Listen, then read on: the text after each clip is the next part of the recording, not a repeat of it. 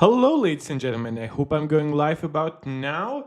We do have our promised follow up stream to Apple's awe dropping iPhone 17 event. We'll get to what exactly was awe dropping about it or not. To be honest, I did not expect benchmarks to be out already, but then I kind of remembered that that was basically the case last year. So reviewers feel comfortable leaking the results. I assume maybe even people in like that testing environment that Apple gives them like backstage also were running benchmarks. Regardless, I'm very happy that we have some Geekbench benchmarks to work with, because that is obviously always the first culprit when we are talking about new iPhone benchmarks. It's just very easy to run. It's unlike what some people tell you online, both the CPU and the GPU benchmarks in Geekbench, even though I agree that Geekbench Compute is not the greatest cross-platform benchmark, but both Geekbench CPU and GPU benchmarks are designed to be cross-platform. Unlike something like Antutu, which the developers themselves, like 6 years ago at this point, have confirmed that it was never built to be cross-compatible, and that people should stop comparing different operating systems and stuff like that. It's just mind-boggling that it still hasn't reached everyone. 3D Mark, Wildlife Extreme, Steel Nomad, Solar Bay, these benchmarks are also cross-comparable, but they benefit Android way more than they do iOS. And guess what? I still cover them on this channel. I cover them less than real-world games, just as I cover Geekbench 6 Compute way less than I cover real-world games. Just because Geekbench Compute benefits iOS doesn't mean I'm inclined to use it more. It's absolutely insane. So using Twitter is driving me insane, even on tech Twitter. Like previously I left Twitter because I was doing too much politics stuff on there, and that was driving me insane. Now tech Twitter has become so negative and so fucking tribal. I guess I shouldn't be surprised, given that this is a platform driven by Elon Muskrat, but like Jesus Christ, that's one bad platform. But before I completely lose my mind, hello to Riley in the chat saying, can you show the tears of the air, boys? And hi, Mark. Well, hi, Riley, to you too. We'll get to some differences between how the air seems to perform versus the Pro. And Rosa joining the chat saying, hi, Mark. Hi to everyone. Thank you so much for joining. The YouTube algorithm has been absolutely fucking me over. Last stream was absolutely the worst in like over a year and a half or so. I think we are at 500 combined views for the live stream. Just for comparison, when the M4 Max launched, we had 6,000 views, like after a day of processing. And that's, I had to face with even higher views, but those views didn't really they didn't really bear out too much. I know sometimes algorithm just randomly recommends a channel. Doesn't mean that everyone who sees it will stay on it. But yeah, the algorithm has absolutely been fucking me over. My last 4 videos have now come out to under 1,000 views, which hasn't happened in literally a year. So if you feel like supporting me, please watch my videos. Please subscribe to the channel. Please share the video with anybody who think might enjoy it. Comment live, because I love interacting with a lively live stream, but also comment in the comment afterwards. That helps a lot with the YouTube algorithm. Try telling you that over and over again. Like 4 people listen to that. But I understand, like, it's hard to do this shit like in a way that actually is fun for you guys, while you also have to think of my YouTube algorithm shit. That's not how it's supposed to be. You're supposed to have fun here. You're supposed to lose my mind or lose your minds together with me about Geekbench benchmarks. So please forgive me for being a little bit pissed off. I still had a lot of fun streaming. We still had a decent amount of people in the live chat. So thank you to everyone who found the video live, who watched it afterwards as a VOD, who participates in our Discord discussion, even a few people who followed me on Twitter. Thank you so much. This helps me tremendously. Of course, if you want to support this channel more directly, you can do so live whenever you catch me with a super chat or super sticker, or consider becoming a channel member right here on YouTube. Shout out to Angelica, Steve, Max, Maximus, and Jonathan, who are our MarkTech Pro Max supporters over here. Or you can become a supporter over on Patreon. Shout out to Benveni, our MarkTech Pro Max supporter over there. That being said, I'm actually quite locked and loaded. We have some early summaries that I've pre-downloaded. There are some things in there that I agree with, some things that I disagree with, some that I haven't yet watched fully.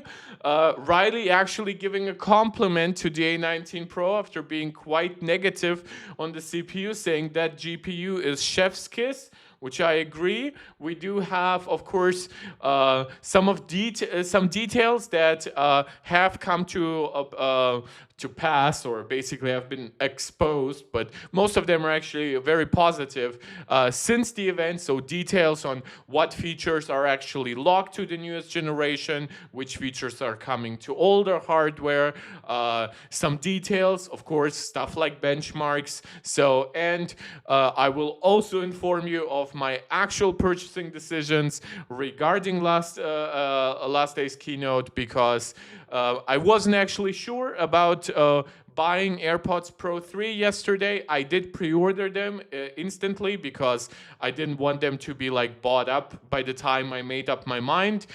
And I had thought, well, they're only quote-unquote powered by DH2. That's something we actually looked up during yesterday's live stream. And what I found out is that I don't care, right? There is only one downside to the AirPods Pro 3, really, in my mind, and that is that the case doesn't seem to hold the same battery as the one on the AirPods Pro 2, right?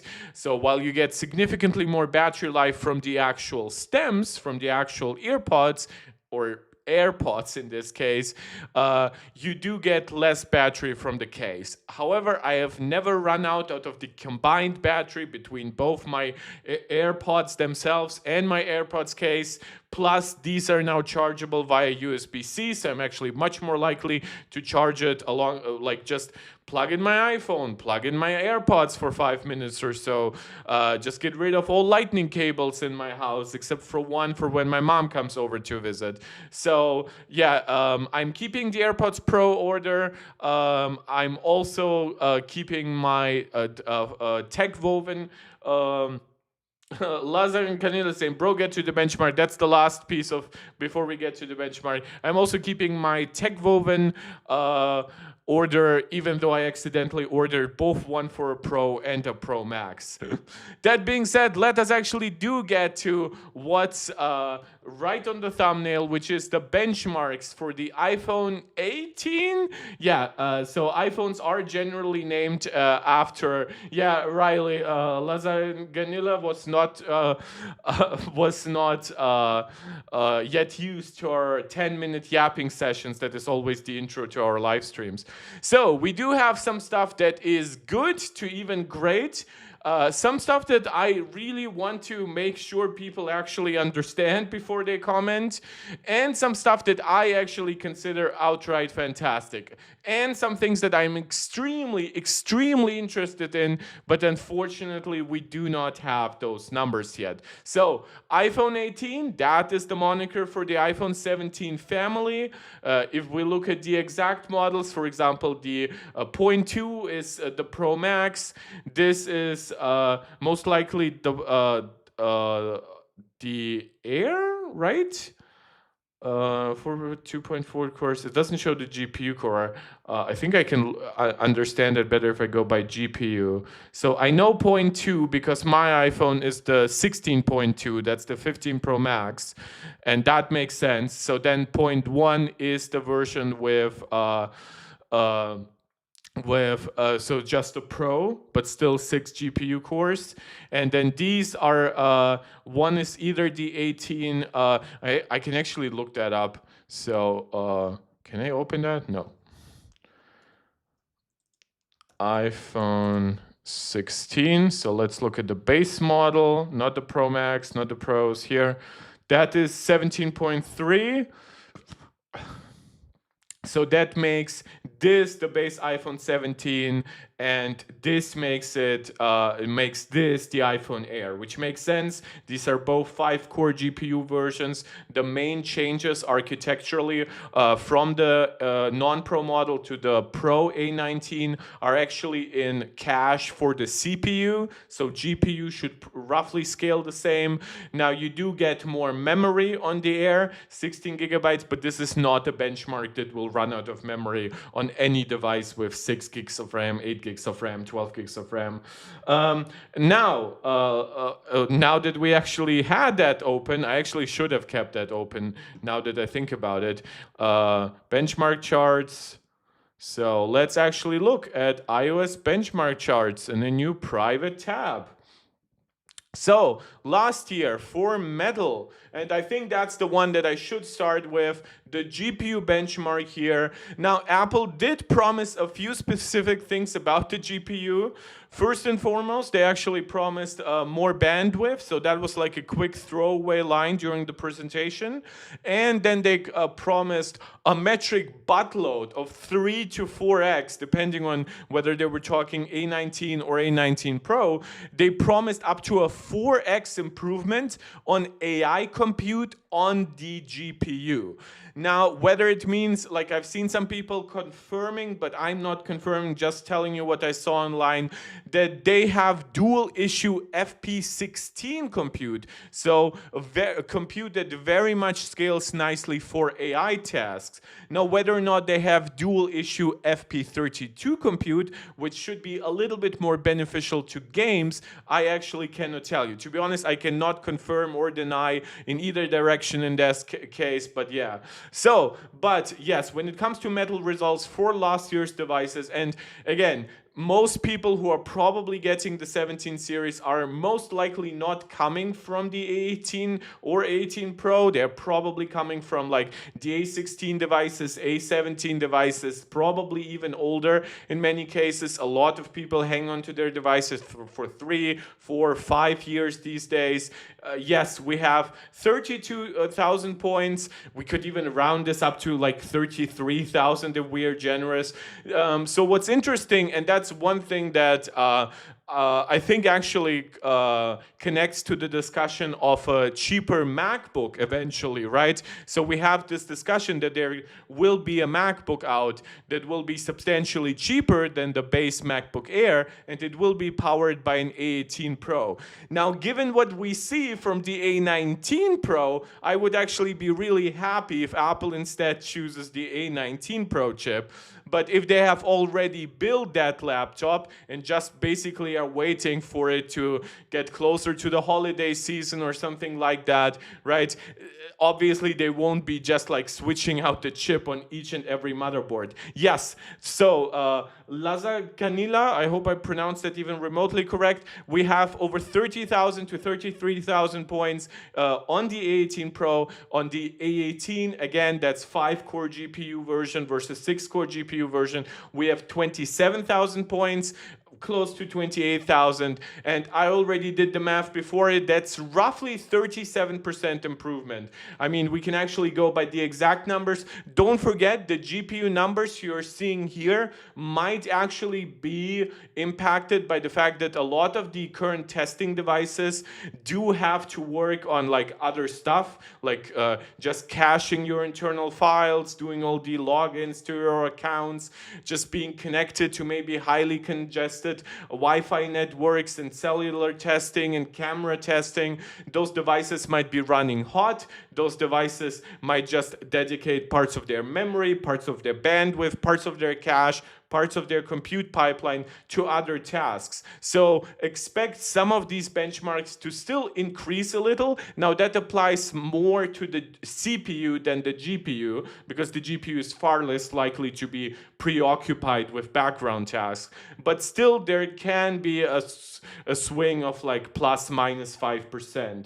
So yes, 45K on the A19 Pro and 37K on the A19. So that's 10,000 points here and 13,000 points on the Pros as gain numbers. So if we look at the numbers exactly here, for example, we have 45,657. You know what? I'm actually just going to go by the exact number, right? 45,657 divided by, because I just want to be really, really exact. So this is the best A18 Pro result, or some form of average, 32,673. So that's 39.7%. That's a 40% uplift. And that actually lines up with one of Apple's promises. Now, Apple promised roughly 20% improvement.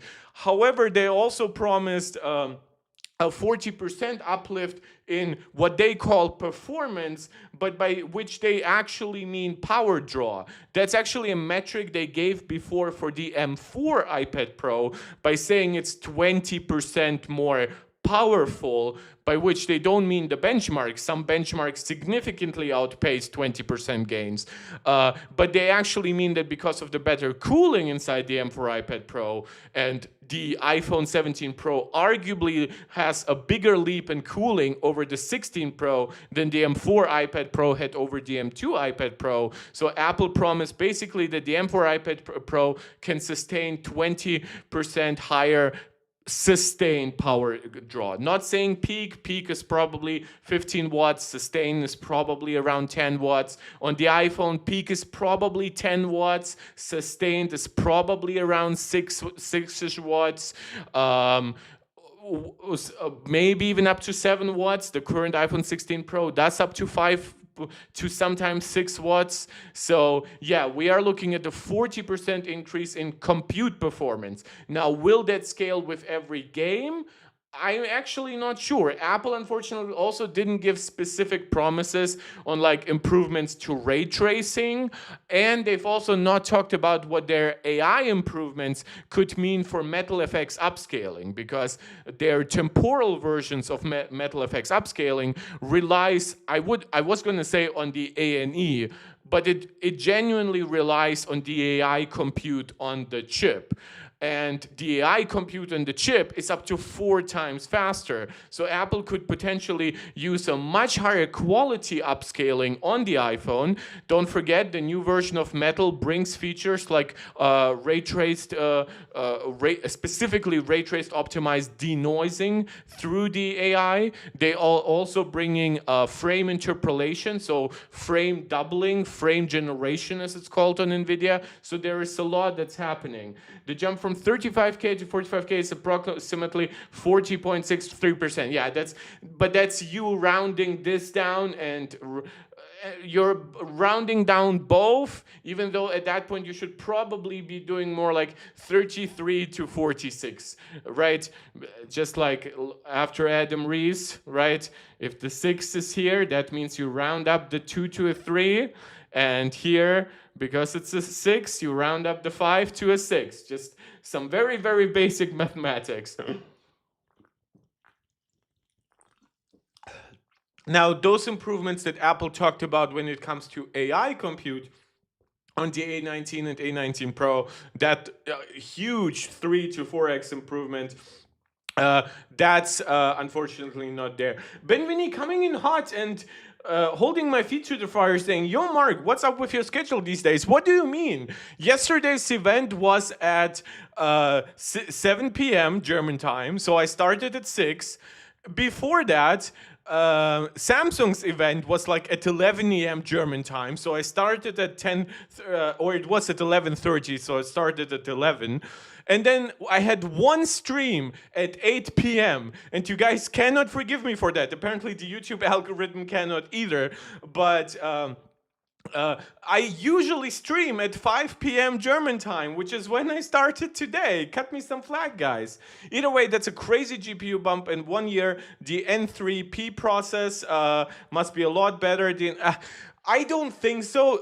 The problem is, and that's what a lot of people like lose track of. Sometimes we get an architectural leap that's really big, right? Surprisingly big. Like for example, the leap from A17 to A18, or to be more precise, like getting scalable matrix executions, getting full ARMv9 support, right? All those things. With the GPU, Apple is actually a tiny bit more conservative than they are with the CPU. So some part of the CPU gets architectural improvements basically every year, right? Now, sometimes we do get mostly clock gains, but don't forget on the CPU, we have both P cores and E cores.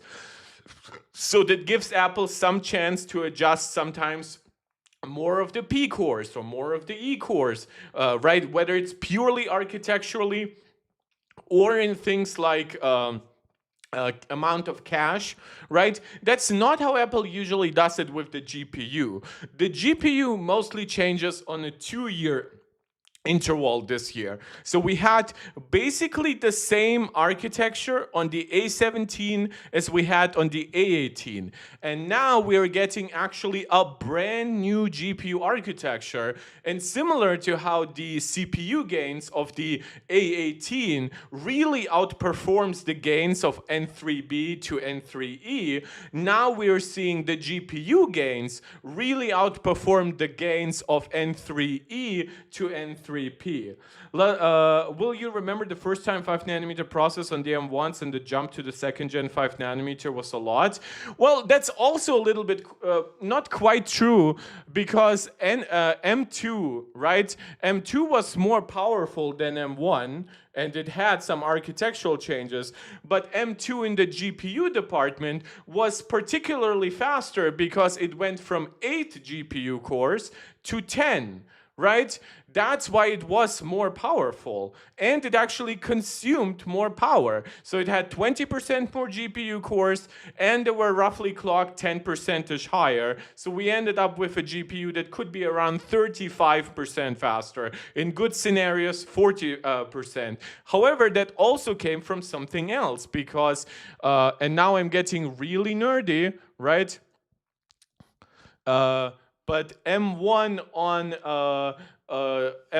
originally launched with LPDDR4X 4266 megatransfers per second memory, right?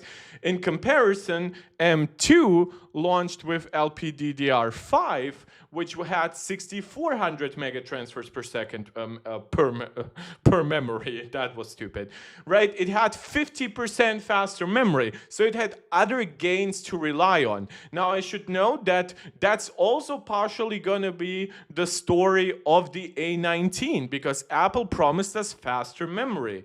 Now, when we look at the A18, and if we look at why did I write LPP DDR? It's they use 7,500 megatransfers per second memory.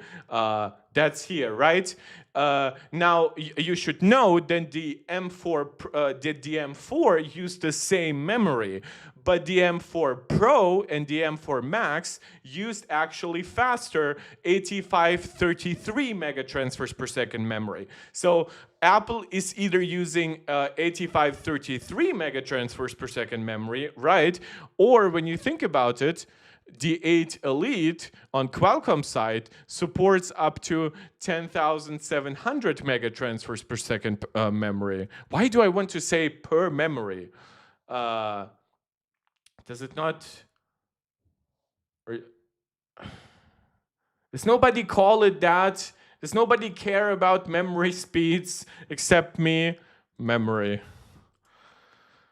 Yeah, so 10,000, okay, it's 10,667 to be exact. So just saying, there are a lot of factors influencing this. Plus, especially now on the A19 Pro in the outside, unfortunately, the Air, but on the 17 Pro and 17 Pro Max, that one is also going to be influenced by with thermals and things like that. So it will actually be really interesting to test it in the real world. The transistor count. Yeah, the transistor count itself went up, but I actually, if I remember, M2 versus M1 die size, I think it was literally like 18% larger.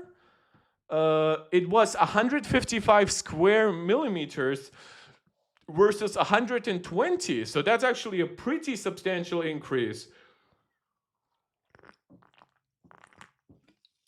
But I'm actually not sure what source they're using here. It's Reddit, semi-analysis is not bad. Tech Journeyman, but like DM2 was literally larger to accommodate literally more transistors, but those more transistors primarily went into having more GPU cores. That's, for example, why my wish for the M5 is for it to finally gain 12 GPU cores, right? Because if you look at it, M1 has how many GPU cores? If you remember, it had 8. Wait, why does it not show it? Okay, that's, or when it was binned, it had 10. It had 7, right? When we look at M2, right, that's when it went up to 10 GPU cores. Jesus, this table is horrible. And we are still on that, in fact, with the M4. It actually gained some CPU cores, but not GPU cores. Now, the iPhone, the A15. So the A15 had 5 GPU cores, so that scales basically with having double the cores on the M2, right? 5 and 10. However, when we look at obviously the A18 or A19, more precisely A18 Pro, right? You'll find this one has 6 GPU cores. It got 20% more cores.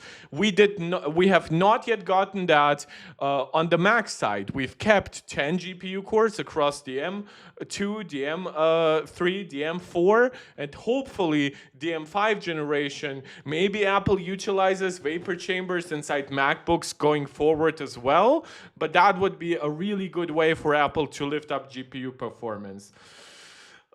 You love the 13 Pro Max and you have the 14 Pro Max. Both used N5P and the 17 Pro Max will use N3P. Finally gonna upgrade after 3 years. That's great. I have the 15 Pro Max and I went from a 13 Pro Max. I apologize. So I went from what was the A15 chip based on N5P, so second generation 2 nanometer. Then I jumped to N3B on the A17, that's first generation 3 nanometer, and now I'm jumping to third generation 3 nanometer. Yeah, TSMC right now is the best. Seeing it might be looking at the Exynos 2600, and that's something that we discussed on this channel already. Samsung Galaxy S20. Oh, Jesus Christ. This shit is like written so much more fanboyish than anything like I see really in Apple's community, but somehow that's okay. And Jan, haven't seen you in a while, my somewhat loyal German viewer. Welcome to the stream, man. The 16s had N3E. Yes, N3E is second generation 3 nanometers, so that's for me. I skipped that one because the gains over my 15 Pro just weren't there. Do we have the benchmark? Geekbench. Is that the new one? Yeah, okay, so supposedly the new generation of 2 nanometer from Samsung, which is basically a rebrand of their 3 nanometer, which they had to rebrand because it really wasn't competitive with TSMC's 3 nanometer. And I think that Samsung's initial 3 nanometer is basically dead in the water. Like their first generation GAFET chips, like gate-all-around transistors, which is what TSMC's 2 nanometer is going to be based on.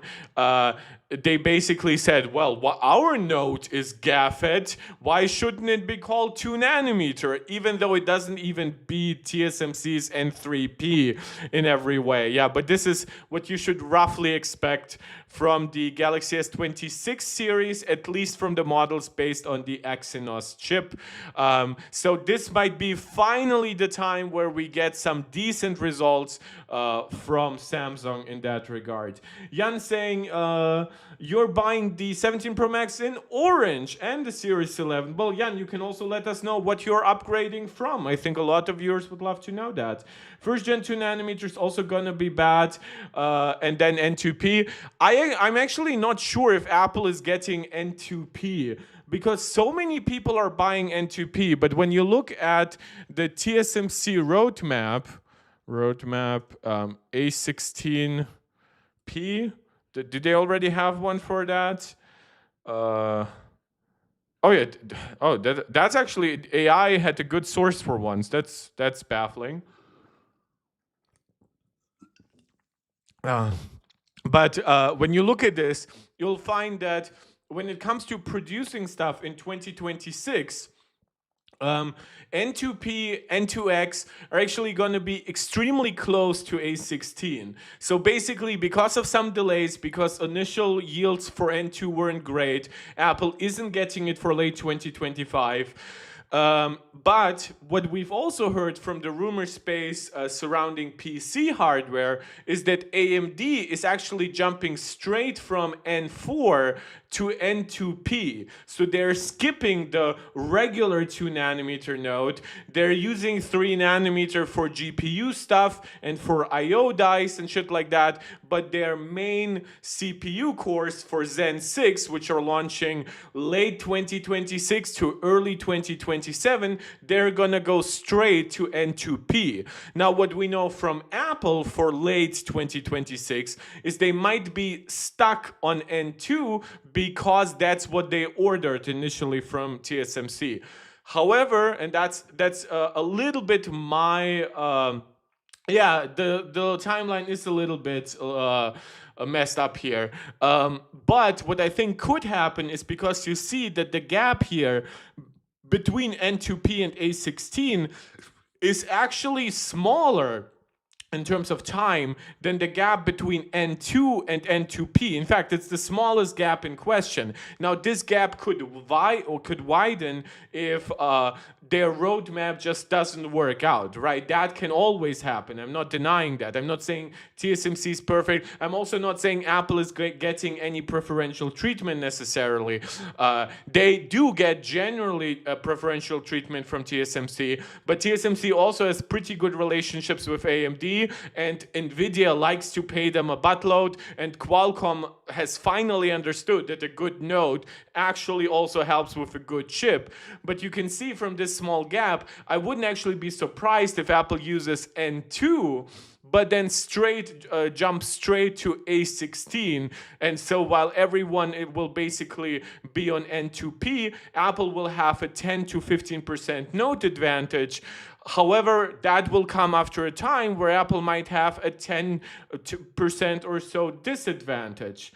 Jan, you're coming from a 16 Pro Max and the Series 7, so an upgrade for a year from year to year, but your mom is getting your 16 Pro Max. I fully understand that. My mom is getting my 15 Pro Max. Raleigh saying, I'm waiting for the MacBook Air and iPad Air on the M5. Why are you waiting for the iPad Air on the M5? iPad Airs really don't do a great job of sustaining the power of the M series chip. If you want great power, that will come with an iPad Pro. When do you think we'll get an N2P on Apple? Well, I kind of outlined why I think we might not get it, but it's sometime in 2027, Apple is getting either N2P or A16, right? I mean, in best case, they jump straight from N2 to A16. So can we expect a 2 nanometer for A20 Pro, right? Yeah, Benveni, absolutely. In fact, I think that basically everything points to that we experienced a new N4-like situation. If you guys have forgotten, N4 was the node for the A16 chip powering the iPhone 14 Pro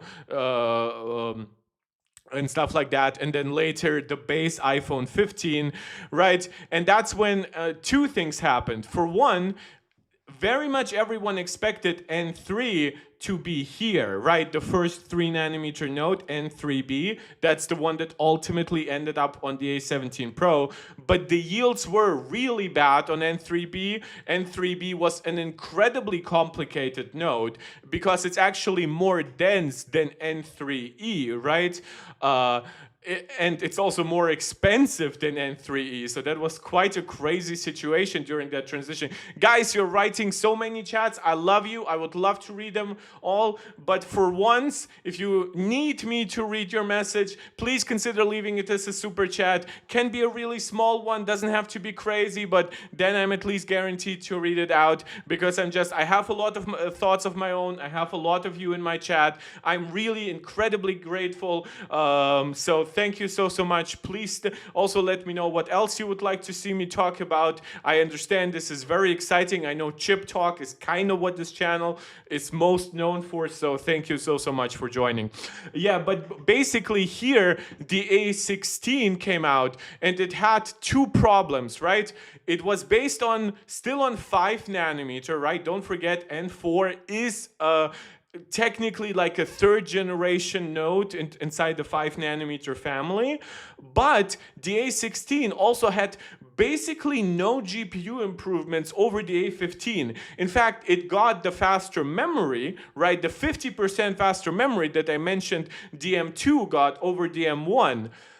But it did absolutely nothing. Sure, it was faster in some scenarios that were incredibly memory bandwidth limited, but unlike what 3D Wildlife Extreme is trying to tell you, if you're running that benchmark on new chips, you'll find that it basically scales with memory bandwidth, though I actually don't think it scales rationally at all anymore. It's just completely, like, it's so outdated as a test, but that's a completely different discussion.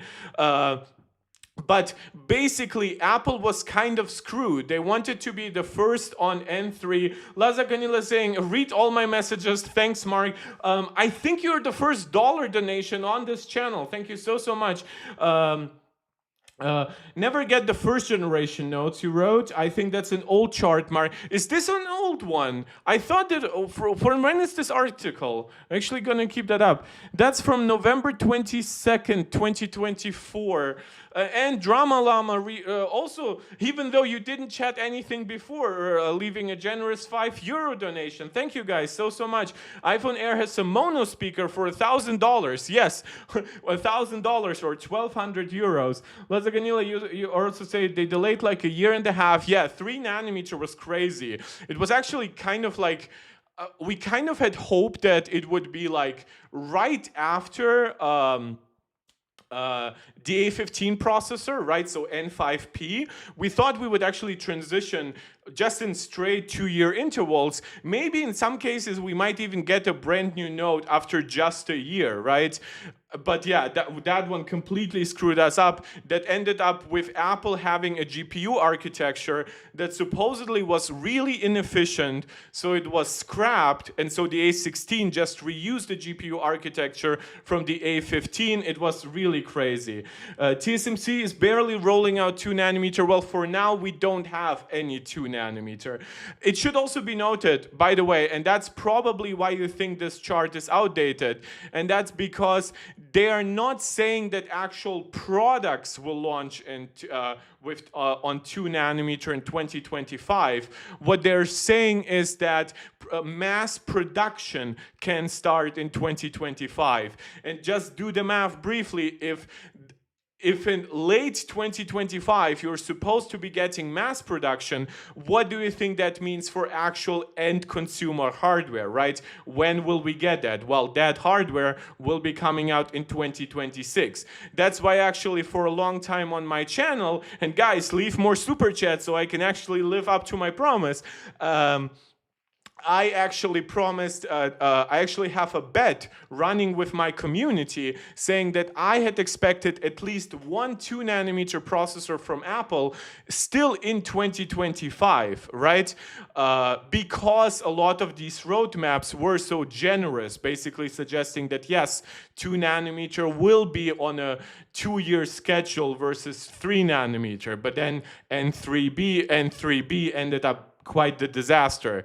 So I have, I believe, either an $100 or $150 bet running that we are getting some 2 nanometer this year. And 2 nanometer is going to be produced this year, and that's why there is some chance that if Apple would wait for M5, maybe they could put it out in May of next year, which is what they did with M4, right? They launched it on the iPad Pro in May of last year. And that's why it was the first product with N3E. So yeah, this timeline is not perfect. It does not refer to actual consumer hardware. For one, they do this weird differentiation between high-end and mainstream, even though smartphones are the most mainstream hardware on here. I know this is more a differentiation of like these are like server chips and stuff like that designed to be on these nodes. But yeah, these timelines are never perfect. There can always be like a 6-month shift or something like that. Plus, these timelines actually refer to production, not to end hardware. Laza Canila, another generous $2 super chat. A 2 nanometer Apple product in 2025? No way. Well, I think I'll have to pay up because, yeah, I made this bet like 6 to 7 months ago. So that was around, I believe, around the transition time from 2024 to 2025. So that's when I was a lot more optimistic about getting some N2. In fact, my speculation was actually that it wouldn't be the A19. In that regard, I was actually quite correct. But I thought some version of 5 nanometer, M5, might be on 2 nanometer. But yes, I think you are correct. I might not live up to that. So I'll have to pay up. I'll leave a poll on my Discord, or maybe in a live stream by around December or early January, and then you guys can pick a charity. I'll pick like 3-4 good charities, and you guys can pick one, and then I'll donate the money. I would say 2027 will get N2P. Well, yeah, and again, this is why my speculation is coming from that, because A16, and I don't remember where I read it, and it's going to be a little bit hard to do the research now, but I actually read that A16 is kind of like the more premium version of 2 nanometer. So the jump from N2 to A16 is actually really small, right? So usually we get generational gains from like N5 to N3, from N7 to N5, like roughly in the 30% region. And that's performance or efficiency, right? Sometimes it's more for one and less for the other. N2 to A16 is only roughly half that. It's not as small as, let's say, the jump from N3E to N3P, or the jump from N2 is going to be to N2P, these mid-generation nodes. No, A16 is its own node. It's building upon backplane power delivery, a lot of exciting new technology in the realm of gate-all-around transistor stuff, but it's not going to be as big of a leap as N5 was to N3, as N7 was to N5P. And that's why I basically read that N2P, because it doesn't use those more expensive technologies like backplane power delivery, could actually be sold a little bit as a cheaper alternative to A16. And that's why these two nodes might actually come out at roughly the same time, right? And maybe like AMD gets N2P, NVIDIA gets N2P, even Qualcomm gets N2P, and they might even get it before Apple, right? But then Apple just skips this and jumps straight to A16. So that's my speculation. I don't quite remember the article. I can actually look for, I think there was a new roadmap where is it? Like I think there was a new roadmap image like in the middle of this year, but I think it wasn't actually substantially different. First, I can actually cover this one. Thank you guys. Thank you. You're super generous. We have more people watching than we have likes. I already got you to pay up with super chats and stuff like that. That was tremendous. Keep up if you can. If you don't, just enjoy. I'm more than happy for today. But please leave a like because that helps tremendously with the algorithm. As I said in the beginning of the video, a few of my recent streams have really underperformed. So it really would mean the world to me if you just prep up this video with comments, likes, all the YouTube jazz as we call it around here. I think that's the newest one, right? Because it includes 2028. Benveni saying, is it possible that the iPhone 17e gets C2 and the iPhone 18 gets C2X? I actually don't think that there's any other way. I think that the X, and this is what I try to tell people. First of all, I don't actually think that C1 is even as slow as it might seem. I think C1 might also just be limited by the tuning of the iPhone 16e, how expansive its antenna system is, how much power it might want to give to its modem, how much cooling it has for the modem, right? And then the 1X is basically just a faster version, potentially. It might be the C1 but higher clocked. It might literally be like double the transistors or something crazy. But I think that going forward, I actually really expect Apple to differentiate between these new generations of families. So the C family, right, which in this case, C1, C1X, and yes, I fully agree, C2, C2X. I also expect similar things for for the N series of chips, right? N1, I wouldn't be surprised if, for example, Max actually ended up getting like an N1X. Maybe N1 doesn't have like 320 megahertz Wi-Fi 7, but then N1X might, right? And then we keep getting N2, N2X, and things like that. Riley saying, so every model got the N1? Yes, the base iPhone 17, the iPhone Air, and both Pros got the N1, but it's only the Air that got the C1X. And that actually lines up with a lot of the previous leaks. The real surprise here was the presence of the C1X, because we expected it to be basically the same C1, and now Apple is promising that after like just 6 months, they double the speed over the C1. Angelica joining, saying she's repeating that my streams are the best. Thank you so much. So much knowledge and positive energy. Thank you. Well, thank you so much. Are you getting the 17? Yes, I am ordering the 17 Pro Max this Friday. Wait, I thought, Lazacanilla, I thought you were there from the beginning. Weren't you complaining that I'm not getting on with the benchmark stuff? And that's what I was explaining in the beginning. I'm getting AirPods Pro 3. I'm getting a tech woven case in blue. And then I'm getting a 1 terabyte deep blue 17 Pro Max. I was thinking of getting 512 gigabytes because I don't even fill up 300 gigabytes on my 15 Pro Max, and that's a 1 terabyte version, but it also kind of feels wrong to downgrade. So this, I believe, is the new chart, and this chart, yeah, I actually think you are correct, Lazacanilla, to force me to find this chart, which is that, or this timetable, is Riley, I have the M1 iPad Pro. Guys, you're writing so many chats today. What's up with you? Are you on crack cocaine? You know crack cocaine is bad for you. You see that actually TSMC is kind of confirming this dichotomy between N2P and A16, where in fact N2X is coming out after A16, which is quite crazy. There's supposedly no A16P though. I think that might change, but basically, yeah, A16 is the real next node. It's not a huge node jump, but it could legitimately be, like TSMC says, get our first generation generation GAFET, or technically our second generation 2 nanometer, right? That's N2P, that's a little bit cheaper, or paid the real money and get the real no jump, because there are some crazy rumors about the prices for 2 nanometer already. I think we might get close to like $100,000 in terms of cost once we get to the A16. And then by A14, I'm pretty sure we'll be there.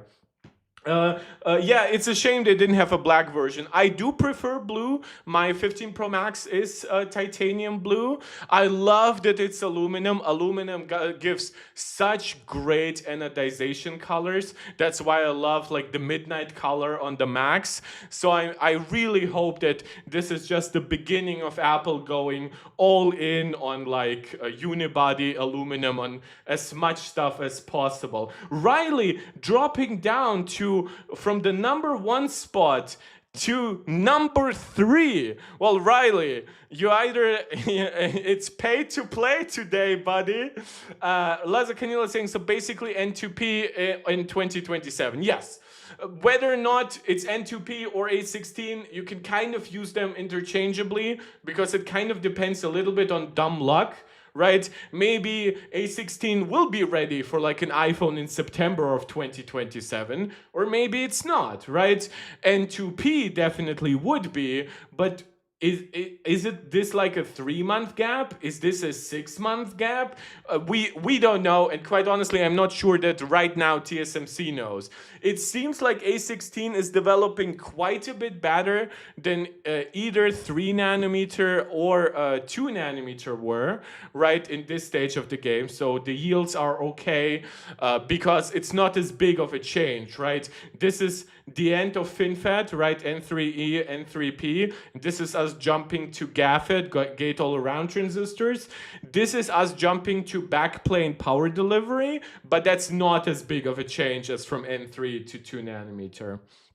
And with that, I think we also have some promises about the performance of A16. So basically N2 versus N3E, so you will see it's actually a pretty small performance jump. Now that I would actually encourage you guys to never look at performance promises, because performance very much depends a lot on the architecture, right? That's something that we've already discussed with like the GPU changes coming for the A19 Pro, right? They vastly outperform the the gains that you would associate by going from N3E to N3P. So power is usually more representative of the actual generational change, and that's where you also see the biggest changes. When you look here, 25 to 30% versus N3E, that means versus the N3P, which is roughly 5 to 10% better. So that's like an 18 to 20 to 22% better, something like that. It's okay. It's definitely not as big as, for example, 5 nanometer was versus over 7 nanometer, but we are in the era of diminishing returns in many ways. N2P versus N3E is basically 5% better in terms of energy efficiency. That's if you go from 30% to 36%.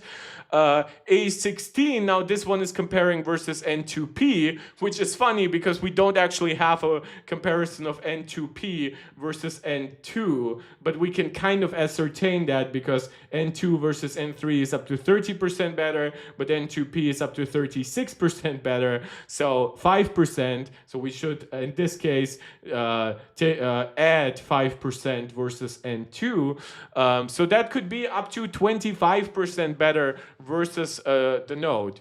Guys, I'll have to catch up with your chats a little bit. Riley, bro doesn't realize Google doesn't allow me to give super chats. Also sub to the Patreon once and the month after they stopped my banks international. Riley, where the fuck are you? What's happening? I thought already that you said something about supporting me, but I almost thought that you unsubscribed. You never let me know. You yap so much in the chat, but you somehow didn't tell me that.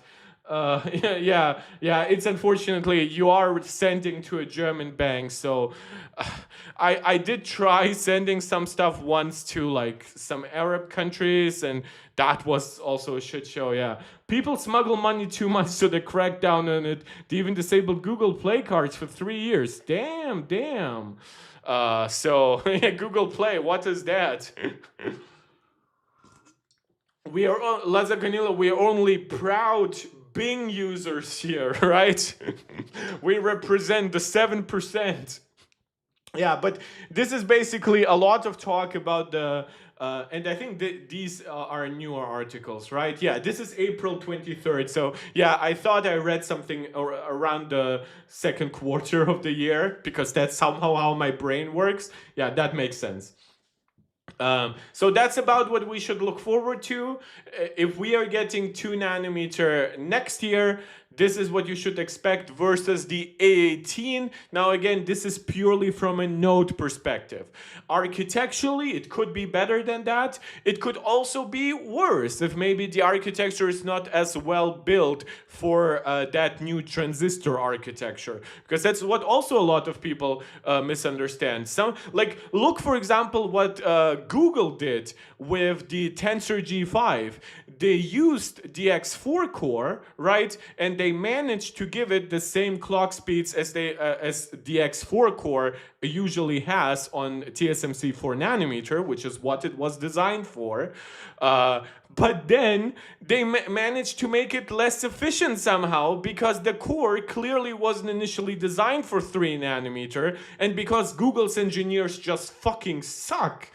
Uh, so the node itself is the big thing, and when you're looking here at area is a question of density, so that's what that refers to. For 2 nanometer is our first real gain in terms of density in years and years when we are talking cache density. So a lot of times the reason why a node performs well but might not actually be that small is because the logic, which is the actual compute transistors, scale pretty well. But cache is very different from logic. On the on the die. And so N2 versus N3 is actually a pretty nice density gain, because it's not just a logic gain, but it also finally includes a cache gain, a cache density gain, something that we didn't get from N5 to N3P to N3, and like at all. Like N3 is literally as dense as N5 when it comes to cache density. It's only the logic that has been shrunken down. And then 5 nanometer was a little bit better versus 7 nanometer. But FinFET really hasn't been scaling cache too well. This is why companies like AMD have jumped to putting the cache on a separate die. Like what they're doing with 3D Vcache, with like the 9800X 3D and stuff. I would buy the A19 MacBook in an instant. Yeah, well, it is going to be an A18 version, but what I also hope from this cheap quote unquote MacBook is that it also just helps further bring down prices for M3 generation ones, M4 generation ones, especially if like the A18 comes out together with then M5 Max. I think that is going to be fantastic, just giving more people 16 gigs of RAM. And now iPhones, the $800 iPhone 17 is now 256 gigabytes. I think we are kind of at the point where we need Macs with at the base minimum of like 512. If Apple wants to go crazy, they could do something like 384 gigabytes. They have actually done like weird SSD configurations in the past, so who knows? KSB Wonder saying, you're buying the Pro Max for video production stuff? No. Well, I will be using it for capturing video during my streams, but that's actually where the improvements matter close to none at all, right? Because this is like a controlled lighting environment. No, I'm buying it first of all because my mom is on the 13 Pro Max, which was my old phone. When that one is performing quite well, but my grandma is on my old 10s Max, so she wants my mom's 13 Pro Max, which means my mom will need my 15 Pro Max, which means I'll need a new phone.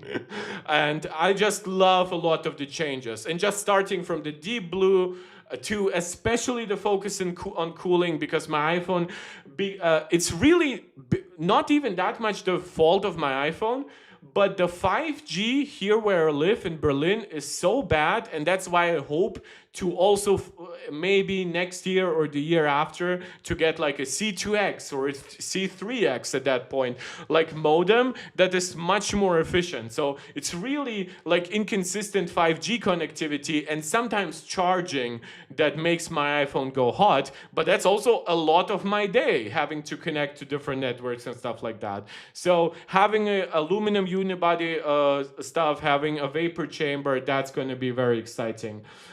Leslie Canino saying keeping the 17 Pro Max probably till 2028. Yeah, I fully understand that. At that point, we would be on like the third generation Fold, in the worst case, the second generation. There will be a lot to choose from. That's also going to be a year after the supposed redesign coming in 2027. And in fact, we've actually heard a rumor that maybe that redesign is going to be pushed into 2028. So we'll have to see. Riley saying, yeah, that was the reason I got the phone years ago. I wanted to make in-app purchases. Oh yeah, well, that's good to know that the iPhone is apparently helping. And yeah, Laza Canelo, we actually had the same thought. And then in 2028, you would get the Fold when it has matured. That makes sense. KSB, how's the 10X Max battery still alive? I actually don't. Was it the 10s Max? I think I swapped out the battery in it after 3 years at Apple because that was when it was still cheap. So when I got my 13 Pro Max, I gave my mom my 10s Max, but because it was 3 years old, usually I upgrade every 2 years, and in the before era, I was updating actually every year, so that didn't need a battery swap. But because I have had that phone for 3 years, I swapped the battery for, what was it, 60 euros back then, because of all the battery gate, right, and all the throttling gate and all that shit, which, I mean, I'm happy I got that benefit, even though that case was completely bullshit against Apple. But, and yeah, so now the battery is 4 years old, and that phone runs iOS 18, and it runs incredibly smooth for like WhatsApp, messaging, basic selfie stuff, video camera stuff. My grandma doesn't need more. She'll now get a Pro Motion enabled iPhone 13 Pro Max. Hopefully she enjoys it. And yeah, I'm actually thinking of swapping out the battery on my 15 Pro Max because of my streams and because of that inconsistent 5G behavior. It has actually lost more battery capacity in its 2 years than my 13 Pro Max did after 2 years. So, but I'll have to decide. It's now gotten more expensive, at which point it probably makes more sense for me to just upgrade quicker again, and then my mom gets the 17 Pro Max. But those are very, very different discussions. Guys, somehow we are still actually not done with the full benchmarks. KSB saying, I'm on the 14 base, confused between 17 base and Pro Max. Well, the 17 base here is actually kind of a squeakily best value, and especially coming from a 14, that's also how you gain Apple Intelligence. You might not get like the 12 gigs of RAM, so maybe the AI capabilities on the Pros will be more future-proof in a way, but you are getting a larger screen, ProMotion screen, a brighter screen. You're getting way longer battery life, including like for basic stuff like video watching. It's gonna be crazy. Yeah, 17 is more value, but I feel Pro Max will last longer. Yeah, I think that's basically correct. But then again, would you make it last more than an extra year, right? Because just like architectural changes, new software features, I think that could allow you to like keep the 17 for 3 years. Now I'm talking very much in enthusiast terms. I understand a regular person can make a base 17 work for like 6 or 7 years, but let's say if you make the 17 work for you for 3 or even 4 years, well, at that point, I think a 17 Pro Max, you're probably making that work for just a year longer, right? In that case, 4 to 5. Guys, super nice of you to chat, super nice for you to super chat. Please still remember liking, subscribing, sharing, commenting. If you still have some money in that piggy bank, please consider shaking some coin towards your favorite streamer. Riley saying you can get a last year Apple Watch plus AirPods for the difference. True. Not wrong. But then, given, I also always tell people, if you are looking for a Pro Max iPhone, right, you're probably not necessarily in the market for like used devices and stuff like that. And maybe even with Apple Watch, you might not even be very much interested in a last year's model. Granted, though, from Series 10 to Series 11, the gap is small. But like from Ultra 2, which is what I have, and I'm not updating for the next 4 years probably. I'm keeping that baby for 5, 6, 7 years.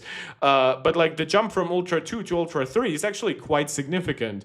Widescreen, like wide angle OLED, LTPO3, larger battery, 5G, satellite connectivity. So there's plenty to go around.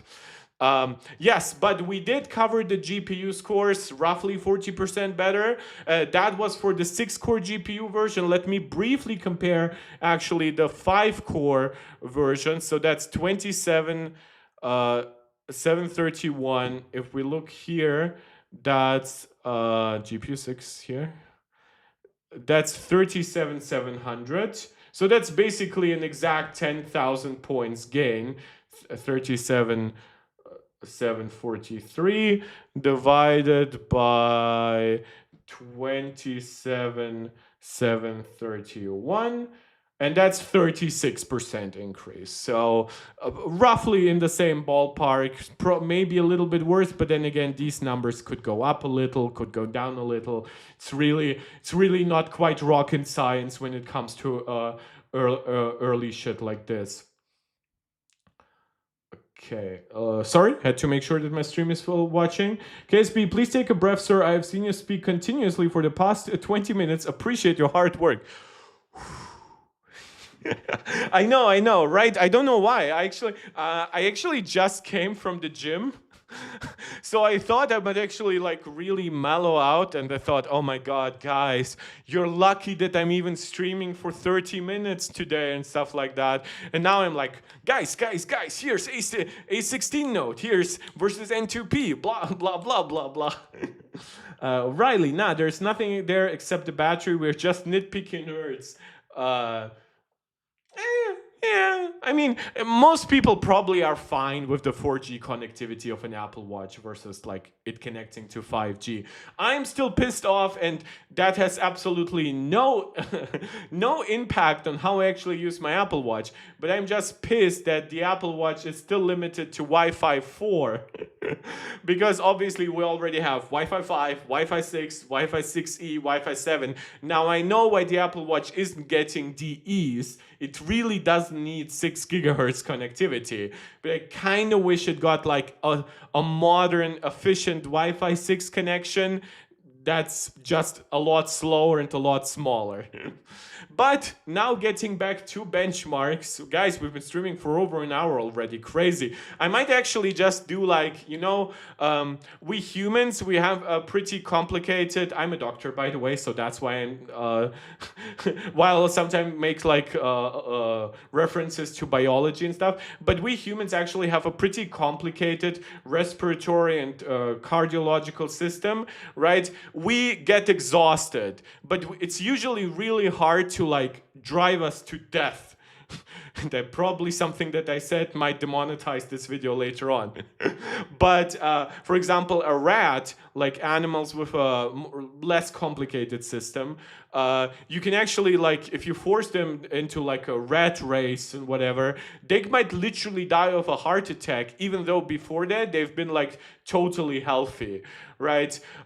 With humans it's more complicated, but I feel like I'm like on that rat race. I'm in that in that wheel, just running and running like a guinea pig. But let's get to the less exciting stuff, I would argue, but something that Riley told me is definitely less exciting in our Discord. By the way, guys, I just want to make sure you know. I'll do this very quickly. Invite net members, edit invite link, never expire, copy link. So I really would love for anyone who's like highly engaged, who's really enjoying the streams, who anybody who thinks I'm putting in hard work, right? Please join our Discord. That one is tremendously fun. We have a lot of people yapping, really sharing experiences with hardware, with software, giving each other tips, sharing information we find from Twitter and stuff like that and other sources. So hope you enjoy that. But let's actually get to the CPU stuff. Now, again, this is iPhone Pro, iPhone Pro Max. So whenever there are like low results here on the Pro, this just means basically that this device had other things to do during that. And we can see roughly from the multi-core results that yes, these devices do have the same chip. 18.3, that's what the base iPhone is. You see, we do have still some differences here, but it seems to roughly come out a little bit higher than the results of the A18 chip last year, and definitely like 800 points less or so in multi-core. Now, if we compare that to other Apple devices, the gains here are significantly smaller. So when we look at the A18 Pro, now I should note that this tends to show a lower average than what you usually see. So the 18 Pro to me is more of a device that gives you roughly 3,600 points in single core, making it about exactly 20% faster than the A17 Pro, but Geekbench shows it a little bit lower. So basically we're looking at a roughly 10% increase, maybe like 8% low-endish. Riley saying, Air fanboys, don't join. Yeah, I get it. But then iPad Air also has some downsides. So it's not like, and then MacBook Air also does obviously a way worse job at sustaining its max performances. So it's not really an unheard of compromise in the Apple sphere, right? And then in multi-core, we see that they're coming now close to the M2, which is funny because that's also what's happening in metal, right? When you look at M2, you see it roughly comes out to 46,000 points. And then in multi-core, the M2 gets close to 10,000. So that's also where seeing the A19 perform. iPad Air is $500, iPhone is $1,000. Yeah, true. That's a good counter argument. I agree with that argument, but the iPad Air is $600, just to be exactly precise. So the CPU gains are not quite as crazy, but Apple has promised some changes here that I'm not sure how much Geekbench 6 currently accounts for. So Apple has said there are some architectural changes to branch prediction and to the entire front end. So I don't know what that means exactly. I guess we'll see once GeekCaravan puts out the video about the actual chip going in depth, which unfortunately nobody else but GeekCaravan seems to do, but we'll cover that once we get here. GeekCaravan has put out a new video, by the way, today, but this is them just reacting to the new iPhone. Apparently they were actually invited to the Apple event, so they seem to be really rising up the ranks of like the YouTuber sphere for Apple to acknowledge them. I assume that also means that they're just very big in China, and that's a market that Apple is trying to corner, which, I mean, that's good for them. But basically, on the highest end, I would expect, with all background tasks off and every shit like that, maybe the device runs extra cool before that, I would expect 4,000 points in single core and 10,000 points in multi-core. And we've actually had to look here at the Exynos 2600 that would give it roughly 17 to 20% more single core, and actually a little bit less, like 15% less or so, multi-core performance. So again, multi-core to me, and you will actually find that reference in my Discord, because I posted this very recently. Oh, KSB Wonders just joined the Discord. Hello to you, man. Saying, really glad that I found your stream in my feed. I'm really glad that you guys are joining. This is why I've been so pissed off. Like, this channel is very big, 136K, for how little viewers, live viewers we have. And that's because this channel started out as a drama channel. That's just a little bit of like side information for you guys. This is not a botted channel or whatever. I don't need that. Why? This is a hobby. I make like 50 bucks a month on this channel. It's not really game changing to me, no. But I started out a little bit as a drama channel, at least like in the mid phase. I had like a normal phase early on. That's before I actually did a face reveal. And then I did a lot of like drama stuff about like Linus Tech Tips and shit like that. But then I saw that it attracted really, really bad people to the community. And I basically purged a lot of that community. I don't know why the subscriptions mostly stayed, but our live viewerships like really sank rock bottom. But I don't want like homophobes here. I don't want misogynists, transphobes. I want everyone to just try to get along, and that's why I've also tried to really distance myself from Twitter. So I'm really glad that I'm finding you guys, and that's whenever I'm asking you for a super chat or a channel membership or a Patreon subscription, believe me guys, it's really not to enrich myself. It's just to make this a little bit more sustainable, making sure that I can find more hours in my day, in my week, to stream, to invest into the Discord, to chat with you guys, to stream with you guys. So whenever you can find it in you to support me directly, that's why I'm asking. I'm not going to become MKBHD. I know that. That's not the goal. If I wanted to, I wouldn't do this as a live stream. Live streams suck for tech content in terms of the algorithm. I'm doing this because I love doing this, and that's because I love every single fucking tech nerd that has found its way into my Discord. Believe me. And it's a small 20 people Discord right now. So that I sorry I got a little bit emotional right now, but that's why I'm doing this. Because I've heard some people say stupid shit about like, oh, the channel is irrelevant. Of course it's fucking irrelevant. That was never the point of this channel. Sorry, sorry. I'll try to contain that. But we do actually have some good news on the side when it comes to just the reveals from yesterday. That's usually what we cover around here, like concrete news, but also like rumors and leaks. And there are actually some really good stuff when it comes to pro-consumer decisions by Apple. So for example, these hypertension alerts, because they're not based on a new sensor, they're based on the same optical sensor that measures your heart rate inside the Apple Watch, which actually makes me think that they could even bring that feature to AirPods, but AirPods probably aren't in your ear enough to collect enough data over days and weeks and months. But this feature is also coming to older Apple Watches. So it's not just for the Series 11 and Ultra 3, it's also coming to the Apple Watch Series 9, Series 10, and Ultra 2. That's great. I have an Ultra 2. That also, by the way, applies to the sleep tracking. That sleep tracking score that's based on new data, new algorithms, that's also coming to older Apple Watches. So Apple is really giving very uniform feature rollouts to devices that have roughly the same chip architecture.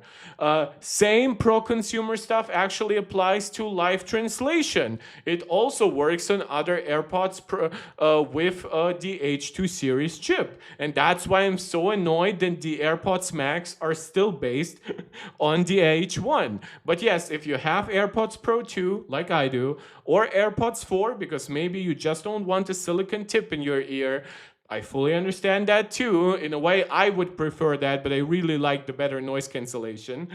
You will get the new live translation feature. And I actually,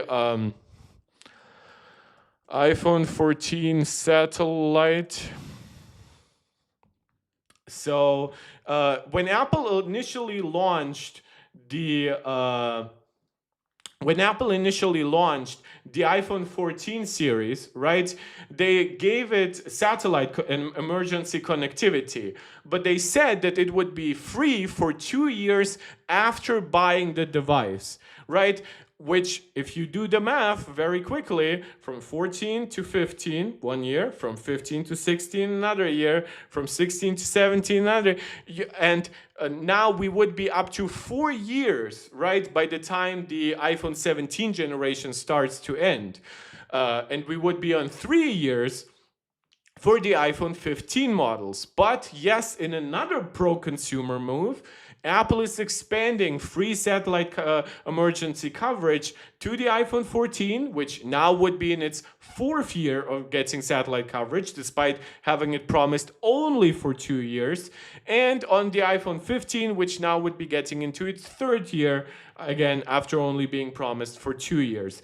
I'm not saying that this is a huge gift from Apple, but this is literally costing Apple money. They're paying I believe it's Global Star, right, that they have their satellite deals with, money to keep those services enabled for all iPhones. So while I'm not saying that Apple is like bending over to accommodate us and lubing itself up so we can have our fun for free, Apple is making very smart decisions to not look greedy. And to me, the problem is that I agree that Apple is greedy. I think every big company is greedy. I think most of them must be greedy to be this successful. But I feel like that a lot of the regular coverage on Apple is really missing out decisions like these that step by step give people just better value. Like, I think a lot of people are currently missing out on the fact that Apple just gave the base iPhone 17 not only promotion, not just 120 hertz, but they gave it full 1 to 120 hertz variable promotion. So that's not something that most Android devices have. Even those that do promise a new generation LTPO, they usually don't have the display controller to actually have 1 hertz variability in their refresh rate. And they gave it a larger screen, 6.1 to 6.3. They gave it a brighter screen, 3000 nits, right? And then they gave it so much more. And then on top of that, they even gave it 256 gigs of storage. So while I'm not saying you should kiss Tim's ass, there probably needs to be a careful reevaluation of where Apple stands when it comes to offering value, because I think a lot of it is very outdated. A lot of it is maybe like even based on stuff from like the Intel Mac era. So I'm not trying to make you guys into Apple sheep. I'm not one myself. Anybody who watches these streams know I'm very much known to criticize Apple when it's deserved, but I'm also here to give credit when I think it's deserved. KSP saying out of context, but trying to make Pro makes no sense. When paying $100 for better display and battery in the Pro Max, buying Pro Max. Well, no, you buy the Pro other than the Pro Max because the Pro Max is just too large for you. Like, I know that, and this is probably a perception that gets created because most of the tech community is guys, but women have smaller hands. If you have a tech enthusiast kid, maybe you have all the money in the world, right? And that kid doesn't want the base model because they're a spoiled fucking brat. But you will buy that kid probably a Pro rather than the Pro Max. That's the consideration here. It's really not a value thing. Yeah, I understand. I would never buy the Pro over the Pro Max. But imagine if there was a 7.5-inch version, right? Something so large that it's not just not one-handed, but you can barely even hold it in one hand, right? It's closer to an iPad mini all the time. It's not even foldable or unfoldable, right? Consider that. Would you pay $100 more for a phone like this, even if it might have even some exclusive features like a variable zoom camera, but now it's a phone that you cannot hold in your hand? Now value plays less of a role as overall practicality. Riley, base and Pro Max makes sense, the rest are pointless. Jesus Christ, guys. Oh, wait, you're saying base and Pro Max. Well, the Pro also got like the biggest battery increase out of the generation. So I think Apple actually might agree with you and might actually try to make the Pro this time around less of a downgrade to the Pro Max. So that was a little bit of news. We got the benchmarks covered. There's actually some new interesting stuff that I definitely am looking forward to trying out once I have my 17 Pro Max. I'm also keeping my 15 Pro Max for at least a week of ownership of my 17 Pro Max. So I'll try to compare them in that regard.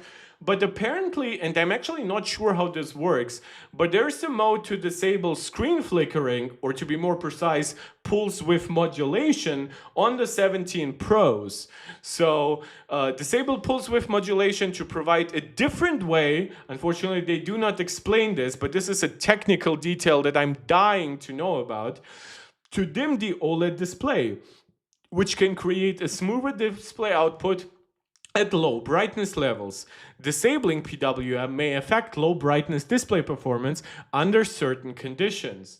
So this is actually really fascinating. As you know, low pulse width modulation refresh rates. For Apple, it's 480 Hertz. For some cheap Google devices, it's 240. And then for some crazy Android devices, it's 2 to 4,000.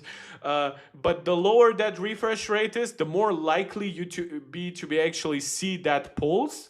What that pulse does, it actually makes your display look dimmer, not by actually dimming the pixels that much, but by actually turning them off periodically. So you would have the actual refresh rate of that image, but it's not exactly what's happening, because obviously if you turn it off, that also comes with like pixel response issues.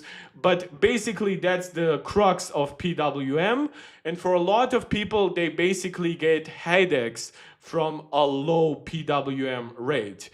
And Apple is apparently combating that. I would love to know how exactly they're doing it, and we'll see if it actually works and how much it might affect something like low brightness display performance under certain conditions. Maybe the display doesn't get quite as low brightness anymore, or quite as dim, so that would be interesting. Then there's a new accessory in Tau, unfortunately not in all markets. So Apple seems to be really on a row of making accessories either US exclusive, or at least or North America exclusive, or at least to launch them first in the United States. I really don't like that, because I actually would be interested in this charger. Well, I kind of would be more interested in it if it was dual port. But what's interesting is the labeling here. This is a 40-watt adapter that goes up to 60 watts. So that's why its literal name is 40-watt dynamic power adapter with 60-watt max. This is such a fascinating thing. Basically, the promise is that it can guarantee you 40 watts, but for short burst, it will give you up to 60 watts. Now, on the new iPhones, 40 watts is probably around the limit, right? It was previously around 26, 27 watts, maybe close to 30 in certain conditions. Now charging is like roughly 1/3 to maybe 40% faster. So that makes sense why it would max out at 40 watts. And then maybe 60 watts would also be cool if you like use it with a MacBook or something like that. But yeah, this is a very, very interesting accessory for Apple to make and to brand it, especially this way. It's probably very honest branding, to be honest, considering what I see from certain Chinese brands that brand itself as like 100 watts, gallium nitride, and whatever. And super small, but then they mostly sustain more close to like 80 watts. this might be actually just like a more honest way to brand this. Rather than focus on the 60 watt max, it focuses on the 40 watts that's guaranteed. But guys, that's about it, I think, for the leaks and rumors and reveals. Because, yeah, WatchOS. Yeah, I think I've covered this all. I think I can actually get to like covering how other people are covering this. Now, we will, of course, look into reviews once some land. We'll of course see chip analysis once GeekEvent posts them. We'll look into camera comparisons once YouTubers like SuperSef post them. That's a lot of what we do on this channel. Just so you guys know, is anybody buying the crossbody strap? No, KSB. I even thought about it, right? Because I obviously have that tech woven case pre-ordered. But what I just found funny is I like, even if I unboxed it, like it's not I'm just like gonna strap it on and gonna run around in front of you like it's Paris Fashion Week. So yeah, I will unbox the tech woven case for you guys. If you feel interested, you can actually go back on my channel. I can actually Mark Tech. It's not tech woven, it's fine woven. It's fine woven. That's actually one of the first videos on my channel that did reasonably well, like close to 6,000 views, and I believe that was close after my initial face reveal.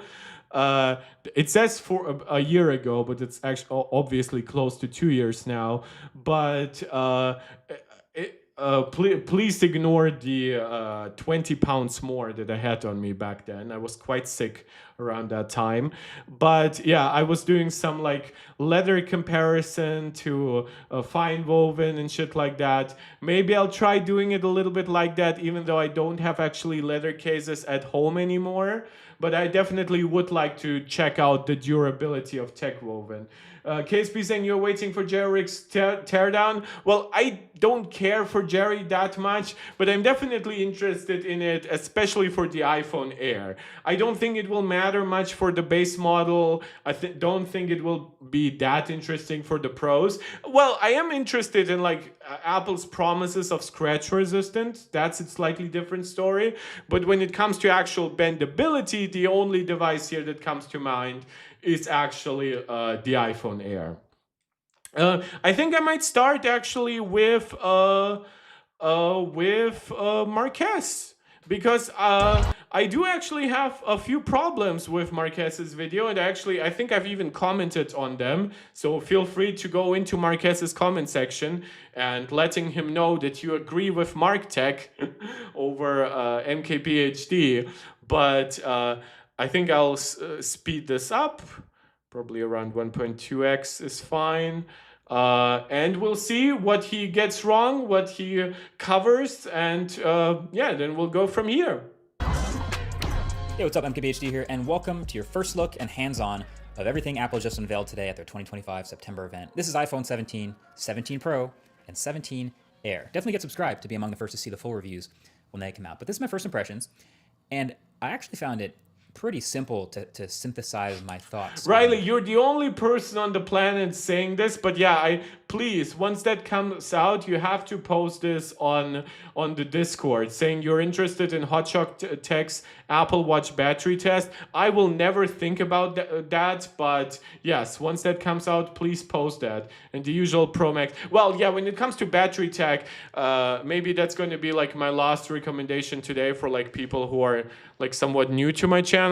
Well, I actually have that website already open, but this is like my favorite website for like battery test and display brightness tests. And in fact, there's actually a new leak here, which is, yes, the S26 Ultra is actually rumored to be getting a downgraded 3x telephoto camera. So anybody who thinks Samsung might like leapfrog Apple because, Apple only improved the front and the telephoto, it's like, yeah, but Samsung is not even like going consistent with like their telephoto performance. They're doing some downgrades. So they're using supposedly a 12 megapixel sensor, but then cropping onto 10 megapixels in the image, and they're using a smaller 1 by 3.94 inch sensor versus the current 1 by 3.5 inch sensor. So that's quite crazy. KSB saying, I hate the fact that most YouTubers posted more hands-on videos with the pros than the base. Well, a lot of people didn't even post that much hands-on stuff. They kind of like wove that in. They tech wove that in. Ha! For these punts, you watch me, you poor bastards. But yeah, they kind of basically have some B-roll inside their videos. It's not really like game-changing content, but hey, that's what I would be doing if I were invited to these events. On everything they announced today. Like, there is some good tech, there's some interesting new designs and some questionable decisions, but the funny thing is, as I go to these events and as I think about all this stuff, what usually happens is I end up typically getting some texts from friends asking what I think of the announcements, and my mental task is to summarize everything I'm thinking about into one or two easily digestible sentences or just words to understand what's new and what happened. I don't want to tell them too much information. And so that's what I'm going to give you about each of the things Apple announced today. I'm going to give you my super compressed version of what I saw. So let's just start with the iPhone 17, right? The base new iPhones. My ultra simple summary for the iPhone 17 would be, hey, it got ProMotion and a better selfie camera, and the rest is mostly the same. So the design is mostly unchanged other than the new colors, same screen sizes, same dimensions. Okay, so, and this is what I'm trying to say. MKBHD has really been slipping, in my opinion, as have been some other streamers, but same screen size? No, it most definitely is not. The base iPhone has gone from a 6.1 inch screen that was LTPS, that maxed out at 2000 nits, and had decently thick bezels, so definitely thicker than the 16 Pro. It went to a 6.3 inch display. That's the same as on the 16 Pro and now the 17 Pro. So that's a larger screen. That's literally something he got wrong, but it's also a technologically different screen. It's not just a screen that's now up to 120 hertz. It's also a screen that is actually variable refresh rate. That's more efficient. And I feel like those are really important things because they actually have real world repercussions. I know a lot of people just say, oh, 120 hertz is smoother. That's what people care about. LTPO goes so much beyond higher refresh rates. If all we wanted was just like a locked 120 hertz always, we kind of wouldn't need LTPO. We could just keep LTPS and go with much cheaper panels. Riley saying Samsung lost another cool point when they put that useless A520 in their chip. Oh, A520, yeah, that's the efficiency core. Yeah, they really should just... The problem is we don't even get like the A525 that we should be getting at this point, right? So we have the A720 efficiency or more like mid-range cores, and they now are at A725, and they are actually architecturally notably better than the A720. They have like a 30% increase. They are full ARM v9. They're really good, actually. They're not quite as good as Apple's efficiency cores, but they are way more than sufficient. For example, when GeekerVan tested a lot of stuff, they found that actually a chip with A725 E-cores could actually use them much more often in games, and with it, like rely less on its P cores, but still give you like a locked 60 FPS or something. While with A720 and definitely with A520, those are more like cores for watches, I would argue, at least by Apple standards. They are not good enough for these tasks. So in those cases, the chip actually becomes less efficient because it forces itself to turn on its P cores. Jonathan James, one of our MarTech Pro Max supporters, leaving a 3-month membership milestone, saying hello from vacation. Well, wish you a nice vacation. Hope you enjoy. KSB wonders, the thin bezels in the 17 is impressive. Yes, especially for that price range. I agree. Same camera bump, same buttons and camera control. Guys, can you hear him well? Because we'll make him a little bit louder, but let me know what like the audio mix is for you. I often get paranoid about this because there was a time when I didn't have a good grasp on like the technology of the stream. So that's why I always ask. Please let me know. Barely talked about. But there's a new A19 chip inside, which we expected. That should see some nice performance gains and efficiency bumps, roughly 20% faster CPU, which is nice. And battery life. Okay, so that is also wrong, even though it could be right in the end. But Apple actually didn't make any percentage promises for the CPU. They made promises for the GPU. They made promises for the AI accelerators working with the GPU. They made some promises about cache and efficiency, specifically for the A19 Pro. So clearly, Marquez hadn't digested that exactly, but that's also easy to get wrong. Like, this video is shot right after the event. Basically, the event happens, then he gets pushed backstage to test out these devices. I kind of understand.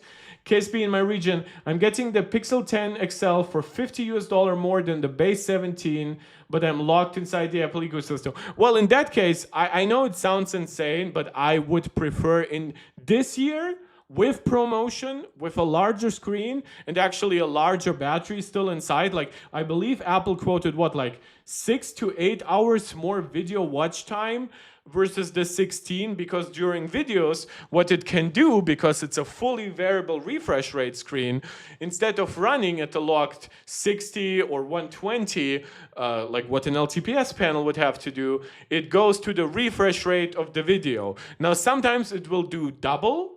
Like, for example, if you have 24 frames per second movies, it will most likely run it at 48 hertz. That's because that's just better for like pixel response times. In the meantime, you can actually do even something like black frame insertion, that's what it's called for games. So you display one regular frame and then a black frame, and that basically clears out your panel before a new image comes in. And obviously, if you have more refreshes than you have actual frames per second in your game or your movie, then you can now achieve like the clearest possible image. KSP saying it's loud enough. That's good. I was actually afraid of making him too loud now, and I'm kind of been too loud during the stream, so thank you guys for bearing with me. Riley, getting the Tensor G5 or stock Android 16 is borderline crime. Well, it's not like Google does really stock Android these days. I would argue stock Android died with, what was it called? It was the Google Play Edition. Just so you know, I'm old and I'm very nerdy, but my brain somehow still works. Google Play Edition S4. Was it S4 or was it S5? I think it was S4. Yeah, it was the S4 and the HTC at that time. So, yeah. Exactly, the HTC One and the Galaxy S4 Google Play editions. That was an attempt to make stock Android really like a thing, right? At that point, Google, not Pixels, Google Nexus devices were really very much running stock Android. There was barely any extra features, like none of the current AI crap, whatever. Even the cameras weren't as customized as when Google transitioned to like Google Pixels rather than Google Nexus. But this was like the last attempt to really make stock Android a thing. And does it actually say exclusively on Google Play? That's actually a German ad. It's funny. Samsung Galaxy S4, yeah, okay, so nothing crazy different.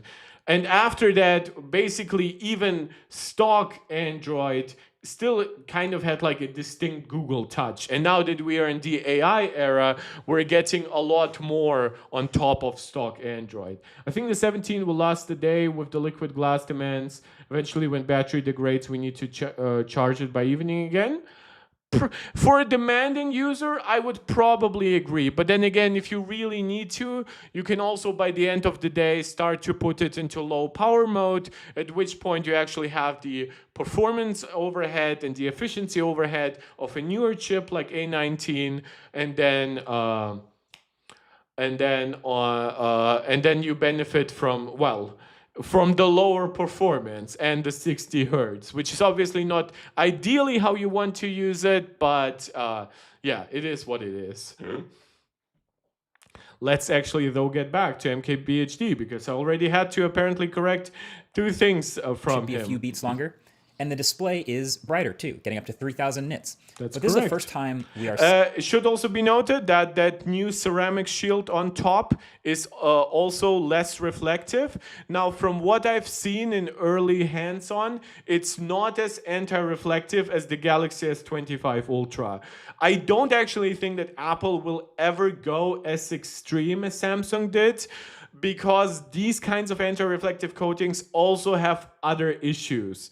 But Apple gave a new generation of ceramic shield to the entire lineup, whether we're talking 800 base model, $1,000 Air, which Riley absolutely abhors, or $1,200 Pro Max. Everyone has a similar anti-reflective screen, all have similar LTPO panels. I'm sure that the Pro and Pro Max will do a better job of actually sustaining 3,000 nits outdoors.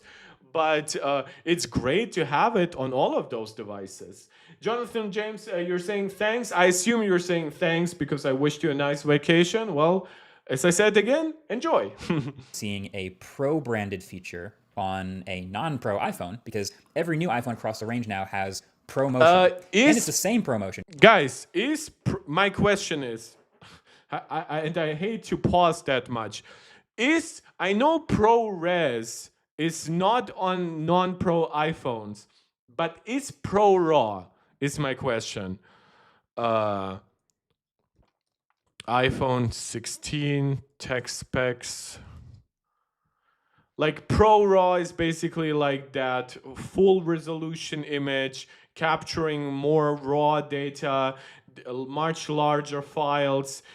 Does that support Pro Raw? Smart HDR5 might actually not support it. Smart HDR. Where can I look into comparisons? iPhone, compare. Let's look iPhone 17 Pro Max, iPhone 17, and then iPhone 16. So when we're looking at the camera stuff, does this mention things like ProMotion, ProRes? It must, right? Just for macro photography. Guys, if you know this, but because you're much smarter than me, let me know. Sensor shift, photonic engine, smart HDR, Pro Raw. Okay, Pro Raw is actually not on the base devices. This is stupid. I don't actually think there's any kind of hardware inside the 17 or 16 that wouldn't be capable of recording Pro Raw. I get it why ProRes wouldn't be on there, but even then, I actually do think that the base A18 and A19 still have ProRes decoders and encoders on board. But maybe its ISP just isn't clocked high enough to also handle that. But like, yeah, Pro Raw really shouldn't be exclusive to the Pros. That's just stupid. KSP, what do you think about MagSafe charging overnight? Does it hurt the battery? Well, overnight, actually, it shouldn't, right? It's really that what really hurts the battery is using it and charging it, right? And that's what I do a lot, and that's why my Pro Max has hurt its battery so much over time. But yeah, if you're buying something like the ESR Cryo Boost, and this video is not sponsored, ESR, if you want to, this channel is open, you would be our first sponsor, then I think that would definitely help. Alternatively, maybe look for a 15-watt charger.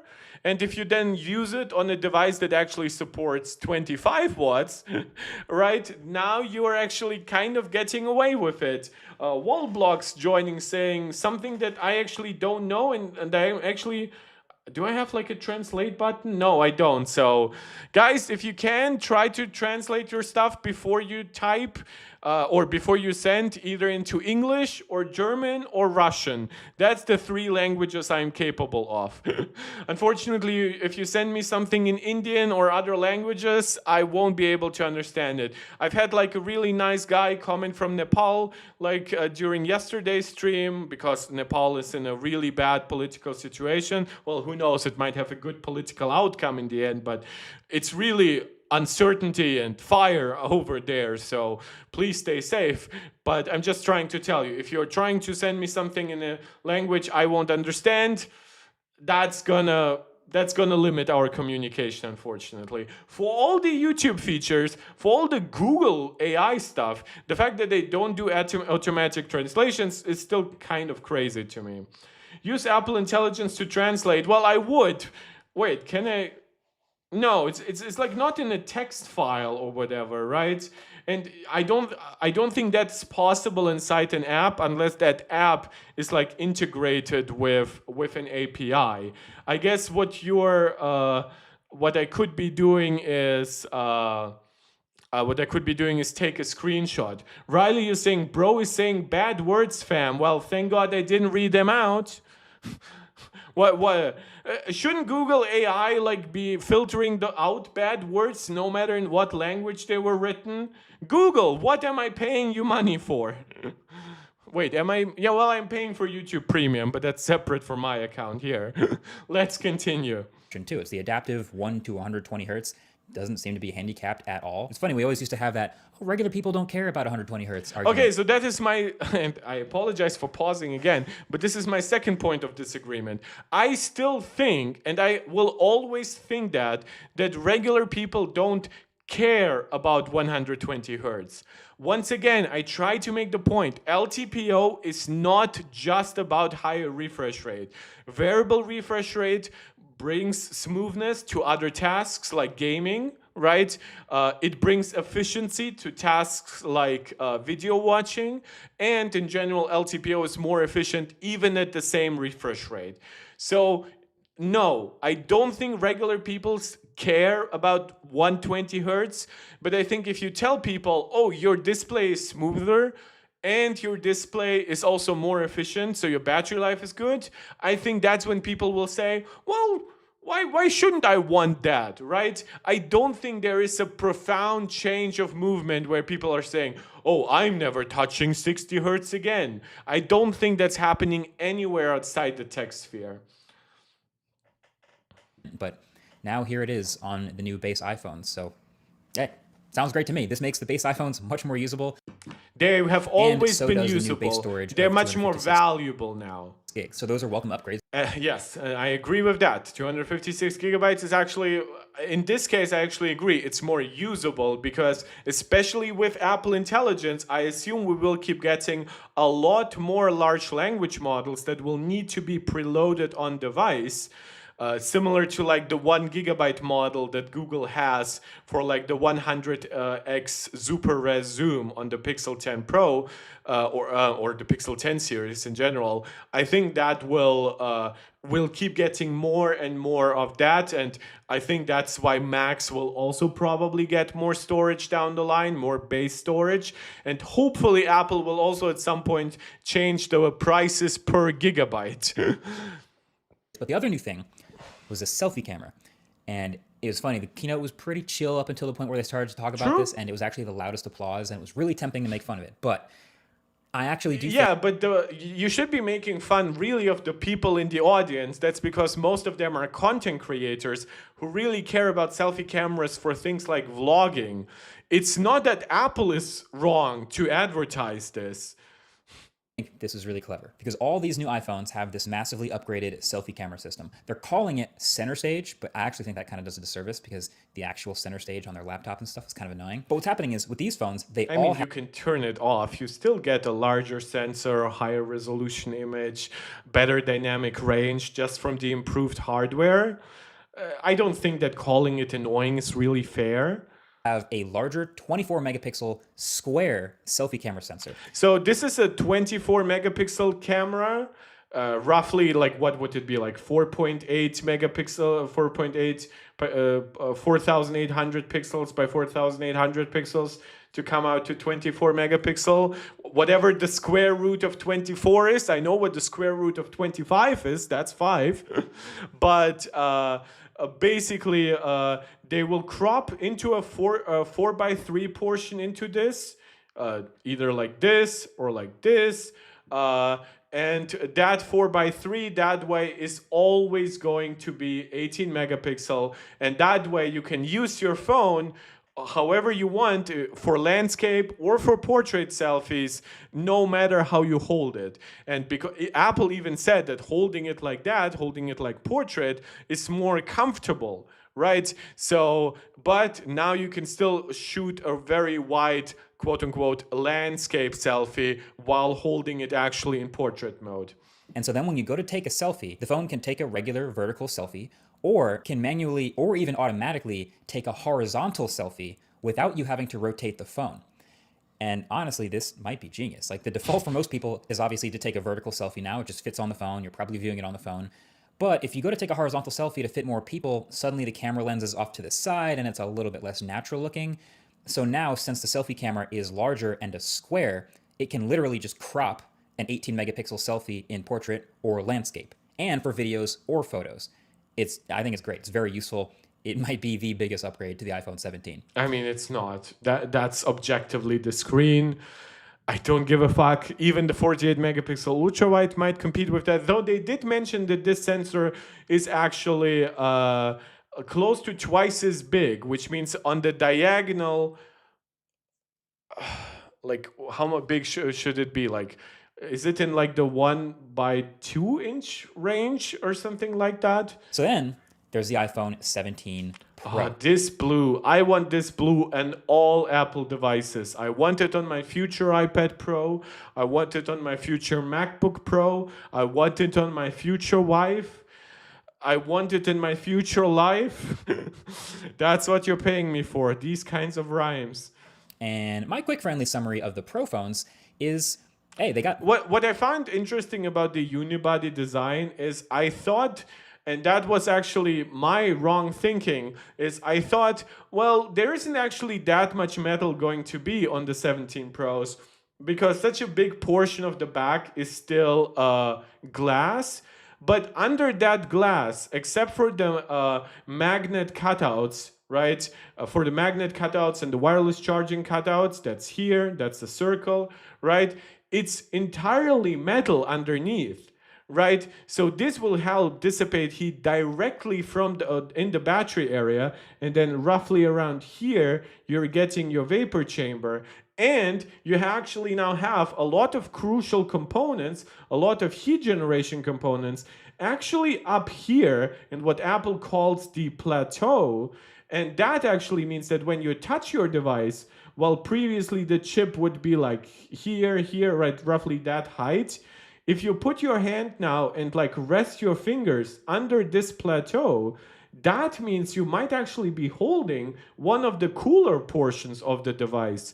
So even if the device actually gets hot in some scenario, maybe it's super hot outside and no amount of vapor chamber and aluminum can deal with that, now you might actually be touching something that's a lot cooler than before. The blue is the thing pulling me towards the Pros. Yeah, this is so gorgeous. This orange, in certain situations, it looks really nice, but throughout the leaks, I kind of expected this orange to be much more of a copperish, goldish color. So I'm actually a little bit disappointing by this cosmic orange. But I guess they wanted to make a bold statement. I'm not sure. Some people love it. Like Vadim Yurev from MaxTech seems to love it. Better zoom and more battery and orange. So the Pro iPhones actually look a little bit different. There's actually quite a bit going on here with this new design. First of all, there's only 3 colors. So by the way, you can see that it's a little bit rounded, but what you will find is that from the previous generation, the titaniums, the iPhones had already slightly rounded edges here, right? So, but when you think about it, this is not where the metal ends. It still like flows into the other side. So while it's not gonna be as rounded, comfortable as like an iPhone 6 or 6 Plus, it's going to be more comfortable than titanium models. It's gonna be way more comfortable than any stainless steel models. The silver looks like it has a white glass patch on it. Well, that's the problem because the glass is on top of metal, right? So, I mean, they could have infused the glass with a lot more color. I don't know. I'm not fully sold on that glass.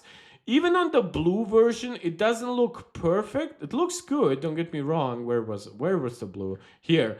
It's not perfect, but I can live with it for the perfect blue. This blue is absolutely perfect. It's my favorite shade of color. Then on the orange, it kind of makes sense. And silver. Yeah, but then it just clashes so much with the silver because there are no other white accents. Like, I know it sounds stupid, but I think that they almost should have made these cutouts in the device, like which are plastic because they're for antenna transmission stuff. That's why we also have in the United States like a millimeter wave, like plastic cutout on top. They should have been like white here, right? White, white, white. I think they would have actually created some nice cohesiveness with the white of the back of the glass. But yeah, I don't agree with some of the color choices for the glass. But I guess that's also like, this is literally the first time that Apple does something like this. So they will have room to grow and change on this decision. Guys, we've now been streaming for exactly 2 hours. Thank you so much. This stream really built up a lot of my confidence after the last few streams didn't work out too well. Please, if you're enjoying this and you haven't yet subscribed, please subscribe to the channel, like the video, share it out with anybody who you think might enjoy it, and comment. Big plea to everyone who is still watching and who will watch until the end. Please don't just watch live, but also watch, please don't just comment live, but also comment afterwards, because comments in the regular comment sections really help with the algorithm. And if you feel like supporting me directly so I can keep more time of my day for the streams, in my week for the streams, please consider leaving a super chat or a super sticker, consider becoming a channel member or supporter over on Patreon. However, just watching these videos, of course, helps. Really bumming me out that there's no. The blue has the glass patch matching the nearest color of the metal frame. I think that's why it looks the best out of the three. Yeah, it is dark, right? Which that blue tone here is darkish, but the orange here, I would argue it's not dark, but it's intense on the metal. But then on the glass, it's actually quite playful. So that clashes a bit. So if that were like a 90% match to what I think should be the case, this is like a 65-70% match, while this is a 40% match, maybe like 30-33%. Remember, dbrand exists. Never mind. But then the thing that's going to catch everyone's eye on the back is the camera bar up at the top, which is what Apple keeps calling in their keynote a plateau. It kind of looks a little bit like the Pixel's visor, or frankly, what we've been seeing. No, it doesn't. We have seen this on other Android devices. I like what the newest generation of Xiaomi's is trying to do on that front. They're actually trying to put a screen up here to kind of mimic some of the functionality that you would get from like a foldable device, which I think is quite a cool idea. Apple is using metal here, which is going to be a lot better for cooling. So to each their own. On a ton of other Android phones for years now, just a huge bar across the top of the back of the phone. But it's actually not just cameras in here. Apple's done some rearranging of the insides of the phone to actually shove more components, like the A19 Pro chip and the logic board. And shove is not a nice word, but maybe. I mean, it's very careful, very basically ingenious level engineering. But yeah, there is some shoving here in that bar, so they could fill out more of the bottom of the phone.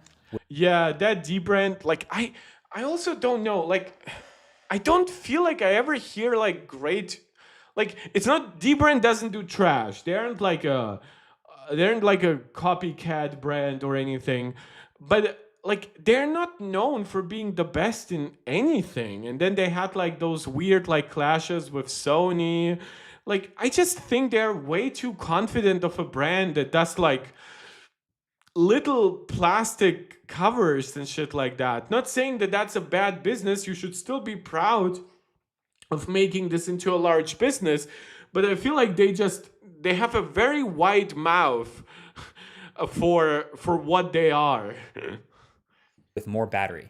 And that approach is going to make even more sense in a little bit. But my first reaction to that is, oh yeah, great. That sounds like these Pro phones might actually come with a real substantial battery upgrade from last year, which is again very welcome. Now you might also notice some other little things like the millimeter wave antenna at the top This of the looks phone, horrible. and the ring I'm around so that glad I'm plateau not. actually also being an This antenna. is my problem.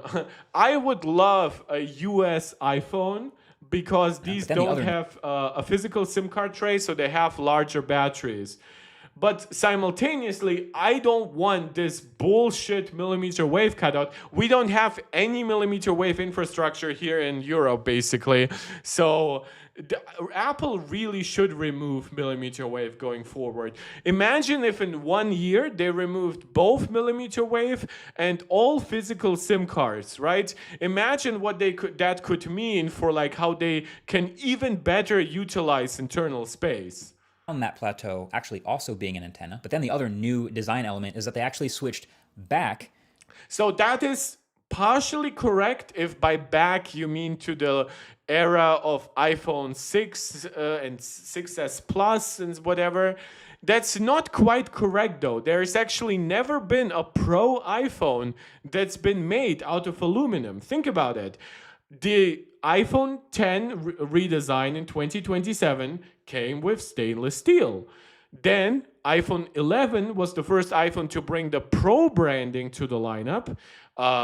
That's the iPhone 11 Pro, of course. That one was also made out of stainless steel. Cheaper alternatives like the 10R and iPhone 11, and later, of course, the base modeled iPhones, they are made out of aluminum, but they're not the Pro iPhones. And in fact, it's the Air this year that's actually titanium. So it's not like Apple entirely went away from titanium. So they are moving back in a way. You could even say they're moving cheaper by utilizing a material that's much more associated with base level iPhones.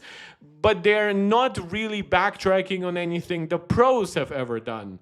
Or to be more precise, they're backtracking on everything the Pros have ever done, at least in terms of material choices. This is going back to like the unibody design of the 6, 6S, 7, those aluminum unibody choices. To aluminum, which is interesting because we just saw like 2 years ago, the iPhone 15 Pro's whole thing was titanium, the new titanium color and titanium rails, and it was a whole big deal. But now they're switching back to aluminum in a unibody form. Well, that's also not correct, right? Because before titanium, we had stainless steel. And titanium is better than stainless steel. They're roughly equivalent for heat transfer. So it's not like 15 Pro or 16 Pro struggle with thermals because of titanium. Stainless steel iPhones have also struggled with thermals. But aluminum is 20 times better than titanium. So it's also similarly better over stainless steel. It's literally just like a few materials on Earth that are better than aluminum when it comes to transferring heat. And these materials are something like copper, which really isn't a good use case for something that you actually hold in your hand because of how it oxidizes and everything. And then silver, which unfortunately is not the greatest material for pricing. Better thermally. And so there's also a new vapor chamber right in the middle of the back of this phone. First time we've seen a vapor chamber. It doesn't look huge, but it does not also look exactly the same as what Majin Buu leaked. Maybe there's some differences between how it looks on the Pro versus the Pro Max. But again, this is now a vapor chamber that works together with what's basically an aluminum unibody enclosure. So way better cooling than before. On the iPhone. And so this new cooling system and new unibody aluminum build should mean the iPhone shouldn't get nearly as hot from sustained loads to the chip, which is different from normal bursty quick on and off workloads of everyday use. I'm talking more about like rendering long. I would have loved some comments here on the anti-reflective coating because videos. It looks like it's pretty bright here, right? Like obviously the camera is focused on the phone, but like this is fully blown out. So that suggests it was pretty bright here. Or playing an intense game for a long time with ray tracing at high frame rates. This phone should be able to keep cool and keep that performance high without overheating. Apple is saying 40% better sustained performance. So yeah, this design, it is just a little bit more than meets the eye, you know, rearranging some components here and there, being more efficient, better cooling, and better battery. The number that they quoted on stage was 39 hours of video playback. Which unfortunately is lower here for me in Europe because I do not get the full 5088 milliampere hours in the battery because Europe still has to keep around the physical SIM card tray. Though somehow the iPhone Air is allowed. I'm not sure if that's due to European regulations that Apple made this decision, or maybe Apple is just a little bit silly. But hopefully in the future, more and more regions keep getting eSIM only devices. So more and more regions can get devices with bigger and bigger batteries. Whatever. Dumb stat. Video playback is kind of ridiculous, but okay, we'll take that. And I also looked up the iPhone 16 Pro Max's video playback, and that was also a great battery life phone. That one quoted 33 hours. So maybe up to like 10% battery life. Okay, so this is insane because the difference that he quoted from 33 to 39 is literally like an 18%, closer to 20%. Like, why does he say 10%? Does he mean that video watching scales differently than other tasks? Because there are things inside here that might help it scale even better than one would expect. The chip itself, pretty efficient by giving, for example, a lot more last level cache to the eCores, which means that in a lot more scenarios, this device can rely on its eCores rather than its P-cores. That's going to be a big difference, especially over something with way older eCores. And it has the N1 modem for Wi-Fi and Bluetooth connectivity. So if, for example, you go throughout the day very much connected to Wi-Fi, but of course even like your AirPods, maybe that could actually really help with battery way more than the battery capacity change would imply. And then of course there are some very basic stuff like N3P to N3E, potentially a new display controller to get it up to 3000 nits. So yeah, I don't think that it's going to be 10%. Why do tech influencers complain about aluminum when they know it's better for thermals? I understand normal people. Well, I actually don't think normal people will care. I think normal people might get confused, like because in the last few years, Apple has like advertised even the colors based on titanium, right? Like natural titanium, blue titanium. I don't know. Honestly, I think that in this case, they're just trying to act more stupid than they are because they all know the benefits, and it also gives them the opportunity to potentially say stuff like, which Marquez is above that, but others might. They might say, oh, Apple cheaped out. Samsung is using titanium. I think Xiaomi uses titanium on some devices. But Apple isn't. I thought Apple was the premium brand, right? Similarly retarded stuff. Which is sick. And then there's the cameras that I mentioned. They always go hard with Pro phones and cameras, and this generation is no exception, with the main improvement being the new 48 megapixel 4X telephoto camera. So this, and I do have to interrupt him because this is not something that he will cover. But I've seen some people say, well, the previous camera was 5X. Isn't 4X a downgrade? And yes, if you are a perv who is watching people through the windows and whatever, right? Maybe. But, and that's something that I've noticed while I was visiting family, while I was playing around with my mom's cat, 5x zoom in like 60 to 80% of scenarios zooms in just a little too far. Right? It loses some of the scenery. It crops in so much that a part of the actual subject in question is not fully there. It ends up forcing you to move back a little or to even resort to just using the main camera in like 2x mode or something like that. And I have said time and time again that around the perfect zoom range, optically, is somewhere around 3.5x. But I would take 4x because I can move so much like back and forth. And I'm so happy that we have a larger sensor that's 4x. I will probably never crop into 8x. Like maybe for utility reasons I would, but not actually for photographic reasons. So I'm extremely happy. I wish that the use of a more simplified 4x zoom would have resulted in a wider aperture, like maybe from 2.8 f2.8 to like f2.6, f2.4. I also wish the ultra wide had gotten a larger aperture. That's something Samsung offers. Like I believe Samsung's ultra wide has like an aperture of f1.9, and Apple's is at f2.2. I hope I'm correct on that one. I might check this one later. Now, 4x might be a lesser number than last year's 5x, but that was a smaller 12 megapixel sensor. This new zoom camera is a 56% larger sensor and has way more resolution. It's 48 megapixels. So that is a smaller gap between the main camera and the zoom. And you should be able to continue to zoom further and crop more with less consequence now that you have 48 megapixels. The Pro phones also get the new selfie camera. They also get the new brighter display. These also got Qi 2 support. And then they also got some seriously pro features that I'm looking forward to testing, like Genlock Sync support and also ProRes RAW video, which I will hopefully be getting to test in an autofocus video coming up very soon. But of course, there was one... I don't even know. I thought ProRes RAW was a thing on the previous generations, but it was just quote-unquote ProRes log. So if I look here at video recording, Genlock, Apple Log 2, let's actually look at the 16 Pro Max here.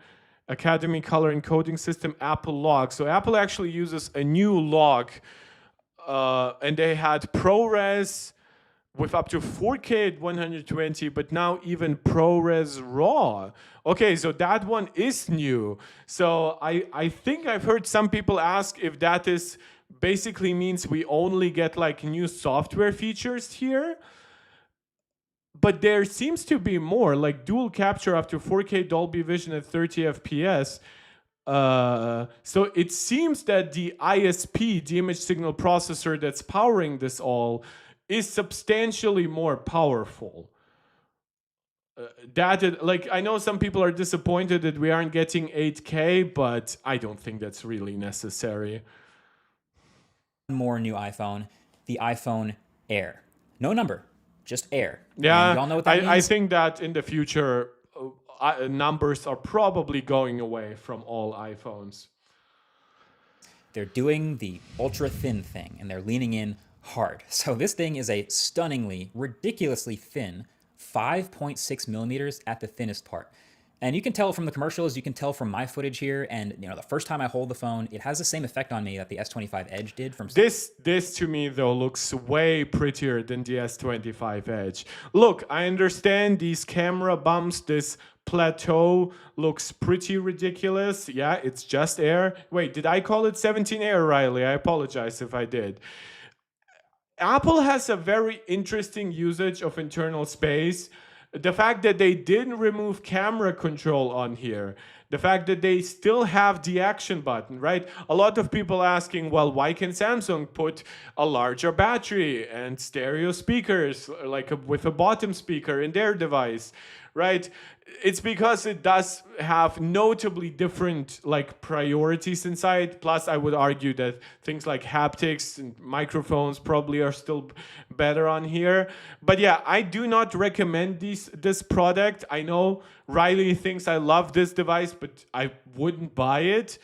And I think, but I am kind of in love with it for a lot of very superficial emotional reasons. And now it actually makes me a little bit excited about an iPhone Fold, thinking that it would just be this, but 2x. Yeah, but I guess we'll see what happens over time.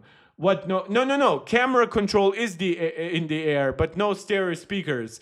I mean, there are different priorities here on the Air versus than on the Galaxy S25 Edge. The S25 Edge has basically no extra buttons, right? It has its power button, it has its volume up and down buttons. This one has camera control and the action button on top of it, right? It's just trying different things and has different priorities. Plus, Apple generally uses thicker glass and stuff like that on their devices, which usually makes them a little bit heavier and usually gives them a little bit less internal space. Samsung is known to be a little bit more cramped inside and have slightly thinner glass. Still pretty durable, nothing against Gorilla Glass Victus and whatever. But this is why usually iPhone devices that are very similar in size, even similar in battery capacity to a Galaxy product, might end up a little bit heavier than one might suspect. Riley, I sent an article on Discord. The battery of Air is the same as Edge. You mean like in real world testing? Did somebody actually do real world testing? EU label reveals the latest iPhones still have issues with fall drop survivability. Yeah, I don't give a flying fart about Europe in that regard. How does that even compare then to other devices? Oh, they have the same. Oh, I see. They have the same 40 hours branding in terms of in terms of in terms of battery length. But again, I do wonder how these things are even measured. Yeah. But thank Samsung, you, which is just, Riley.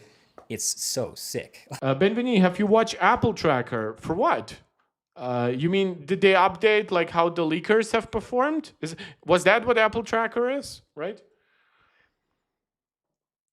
Apple Tracker. No, I don't mean AirTag. What is it called, Benveni? Please. Or leave it in Discord as a link. I might check it on my iPad. Apple Tracker. Do I have to write in like rumors?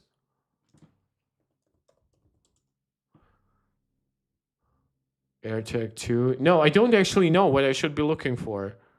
Like, clearly nobody's asking for thinner phones, but once you hold one, it is pretty impressive that they're able to make something like this.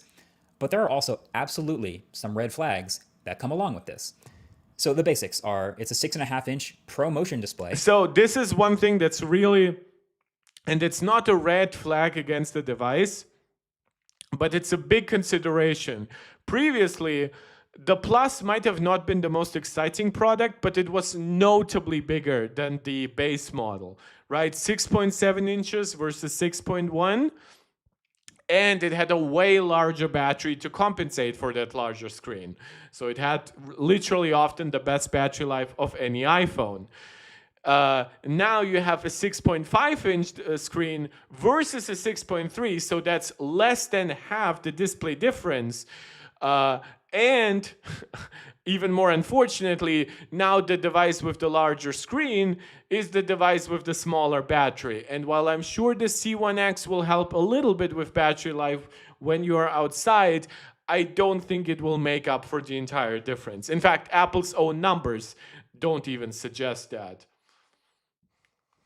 It's got the A19 Pro chip inside, titanium body.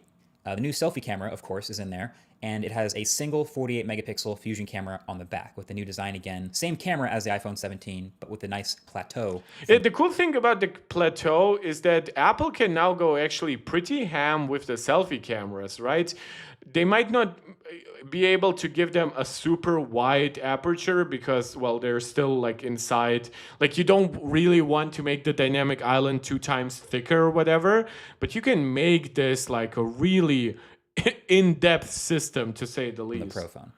And then there's a new N1 chip inside for all the networking connectivity, which is Wi-Fi 7, Bluetooth 6, Thread. So, and we've covered this on during this video. That applies to all iPhone 17 devices, 17 Air without 17, 17 Pro, 17 Pro Max. And a new, more energy-efficient C1X modem for cellular. I put out a short that basically already said this, but I really think this phone is gonna be a hard sell. Unfortunately, it's also $1,000 base price. I kind of expected it to be $899, or I expected it to be $999 with 256 gigabytes, which it ended up being.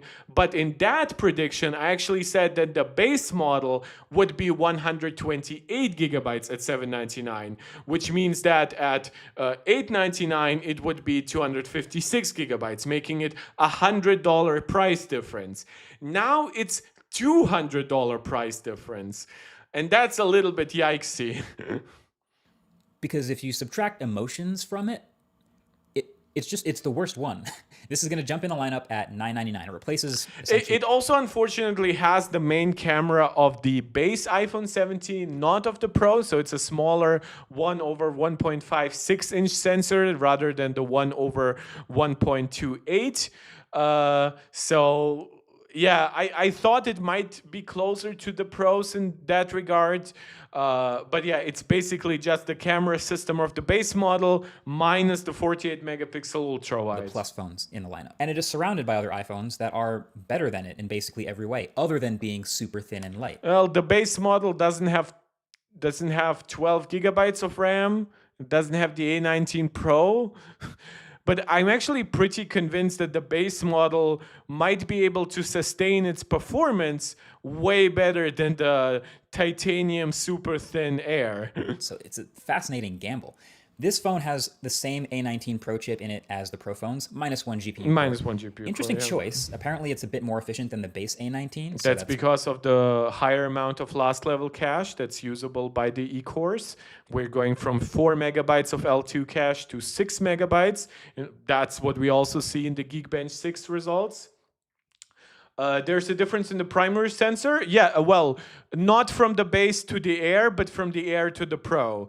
So the Pro has... The problem with the Pros is in some ways it actually uses a slightly older sensor technology than the base models, but it is a larger sensor.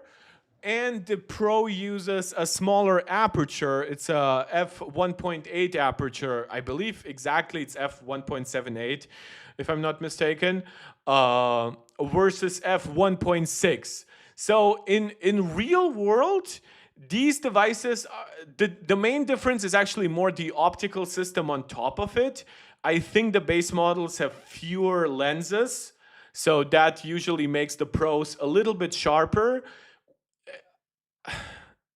But yes, the Air has the same main camera system as the base model, and then the Pros have a larger sensor.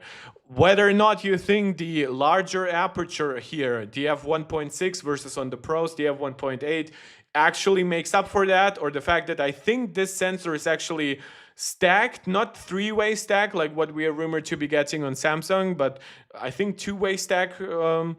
But I actually should be reading that up more. I've read about it a lot more during the reveal of the 15 series, right? The 15 and 15 Pros.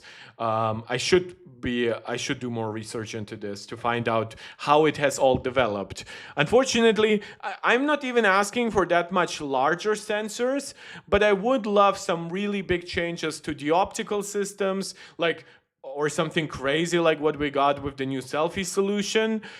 Because while I'm very, very happy with the state of Smart HDR5, Apple's ISPs and everything, I do think we could get a little bit closer to the Chinese competition without going as crazy on the camera systems as they do.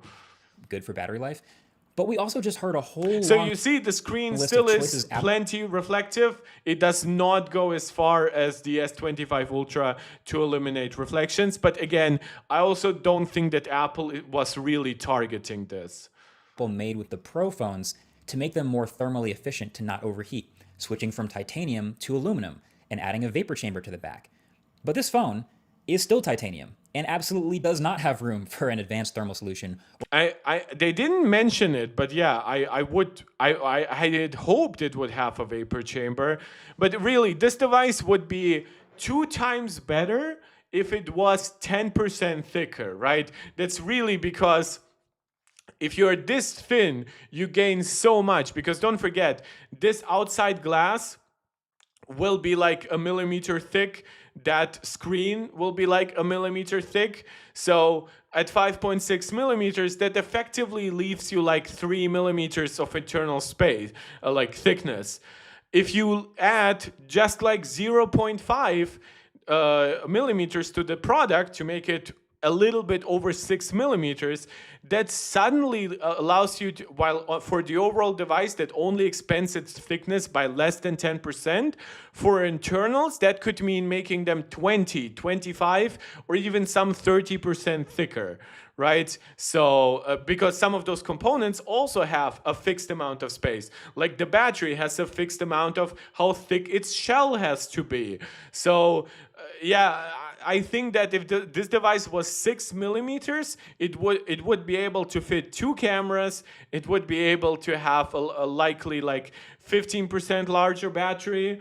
And a bottom speaker, but then it wouldn't feel quite as impressive, I guess. Or any sort of vapor chamber. So it sounds like this phone could get much hotter and oh yeah, and it could have a vapor chamber. Much quicker. It's a red flag. Now we also know that ultra thin phones have a tendency to be a little bit less durable. They've bent over the years. And I'm not going to be the first one. Well, I don't actually know that because the only ultra-thin phone we got was the S25 Edge. And that one literally only exists because rumors of the iPhone Air have existed for like the last year and a half. I want to point this out. I mean, I'm sure already glued to Jerry Rig Everything's channel for his bend test. And Apple, of course, has thought about this. They've for sure tested this. And they're telling us it's the most durable iPhone ever. But, I mean, I'm looking at the phone and I think it qualifies also as a red flag. And then we already know there's just no way battery life can be good on this phone, right? There's just no way. I've been reviewing phones for more than a decade, and all signs point to it being trash. There was a slide in the keynote today about how they were still proud to achieve all-day battery life, but, like, come on. Really? I mean, they still do the thing where they rearrange the components up until the little plateau at the top to make room for more battery at the bottom. But there's just absolutely not enough room in this phone for a large battery. And it doesn't appear to be silicon carbon or any sort of a special ultra high density battery. And Apple also announced it alongside a special dedicated MagSafe battery accessory just for this phone that adds 3,149 milliamp hours. So I actually didn't know we knew the battery capacity, but it means it basically has the exact same battery inside as the Air, and which means that by promising to give you 50% more battery life to roughly like 2/3 more battery, that means that Apple actually expects it to have some pretty huge losses in terms of capacity during the wireless charging transfer. Also, unfortunately, just barely. This MagSafe accessory, right, is only compatible with the iPhone Air because it's much taller than your usual MagSafe accessory. Well, usually MagSafe accessories are around the height of where the glass cutout is on the 17 Pros. This one goes taller, basically to hug this plateau, as Apple calls it. So yes, this device, though, and this was later reported on by Apple and other news sites, that this device can still be used as just an external battery pack via USB-C, but for $100, this one barely has the capacity of devices that cost $30. So this is really, you either buy this for the Air or you don't buy this at all, unfortunately.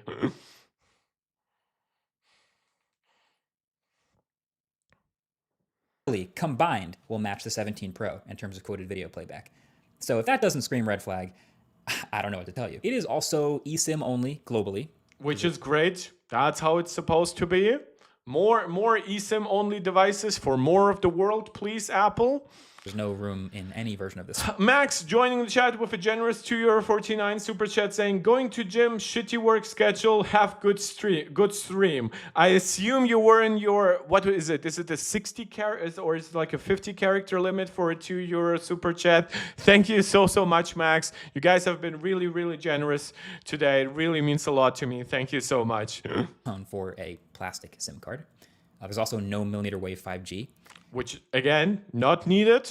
Not even in the United States, but it's not really needed anywhere. Like I said, it's coming in at $1,000, which is more expensive than the base iPhone, which will have a better... It's also more expensive, unfortunately, than the Plus. And that's what makes me a little bit nostalgic towards the Plus. Because imagine if we had gotten a 6.9-inch ProMotion Plus with like 4,800 milliampere hours, even maybe 5,000 without the SIM card tray, for $900. Hey, they could have even increased the pricing to like $950 or something like that. I think that would have been the first plus to really be a danger in some ways to the pros and the Macs. Again, not because of ProMotion specifically, but with thinner bezels, the just more expensive screen, the good word of mouth, oh, the screen is just as modern, and you basically lose one camera, a little bit of RAM, and the Pro moniker on the processor. I think this would have actually done pretty well. Camera system and better battery life. And But then again, it would be a pretty lower. It would be a lower margin product than like I think the Air is. So and then the Pros already are. So I think that's really not what Apple would like to see. they overheat less. So look, I think there's two ways to look at this phone. This is either Apple just throwing something new at the wall and seeing It is partially that. That's what they did with the Mini. That's what they did with the Plus. There's nothing saying. it sticks. Like we just saw them try, okay, they had the Mini phone for like 2 years and that really didn't sell that well. So then they moved to the Plus and that was also a little bit underwhelming. So now they're trying that same spot in the lineup for a ultra thin phone and seeing if maybe they can market that to turn into some more sales. So you can see it as that. Or you can see this as a visionary, long time in the making preview at the future of all phones. Like maybe someday in the future, every phone will be this thin. And Apple's just now today getting the tech together with the battery and display and modem and Apple Silicon to make this phone possible. Maybe kind of like how the first MacBook Air sucked and was underpowered, but then eventually all laptops became that thin. Maybe that's also what's going to happen to smartphones. And maybe the same way Samsung made the ultra-thin S25 Edge, and then a few months later, they came out with their super-thin foldable, the Z Fold 7, and I felt like the Edge phone was one half of that foldable. Maybe that's also what Apple's doing. I agree. I think that actually both... I didn't see much of a reason, I guess, to interrupt Marques in that front, because, yeah, I actually agree here. Is Marques yap fully over? Not really, but my yapping is close to over. Efri KM joining the stream. Hello, man. Hope you'll also be interested in watching this as a VOD because I will have to tune out soon because I just was at the gym for 2 hours before I streamed. Then I went on like a half-hour walk. So I'm really starting to get like both dehydrated and low sugar. Max and Riley seemingly having a back and forth. Good for you guys. Yeah, Max, you do your time schedule. Your support is very much appreciated regardless. Look, if you have wife, I think you had kids. I think you mentioned that. So none of us single under 30s men can criticize you. Thank you so much. Maybe we're going to see an ultra-thin foldable iPhone next year. Maybe. Either way, I do think it's clear that you probably won't find too many logical reasons to pick up this first-gen iPhone Air, but I do also think that picking it up and holding it is going to convince a lot of people because it's pretty stunning. Is it going to be actually a lot?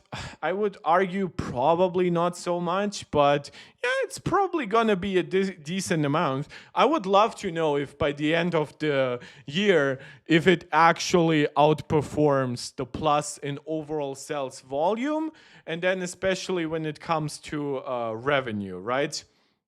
And Max, you're saying, yeah, second kid on the way. Oh, I don't know why my brain was like, what? Yeah, I just asked you, like, I thought you had kids. I said, yeah, okay.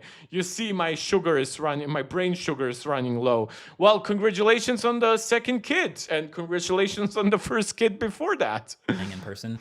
And it's the same thing I said about the Samsung phone. It's pretty sick. But only time will tell for that part of the story. Now, there were a couple other announcements today. There were new AirPods Pro 3, which have twice as good ANC as the last gen. We'll get to those more in future events. So we do have some videos where people like Dave 2D actually comment specifically on like the sound quality. But guys, I'm getting pretty tired.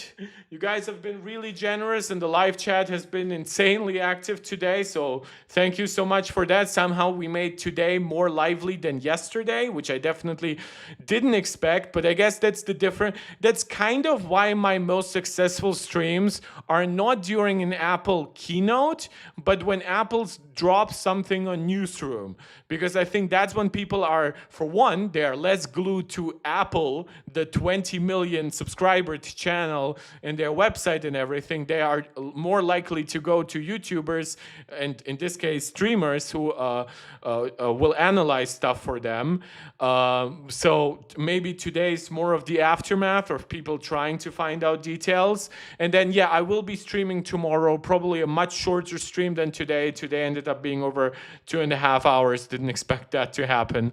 But you guys have been really fun, really generous, really active. Thank you so much. You guys can also find the Discord link, I think, still in the description of this channel. If not, I'll just, you know what, I'll just post it again.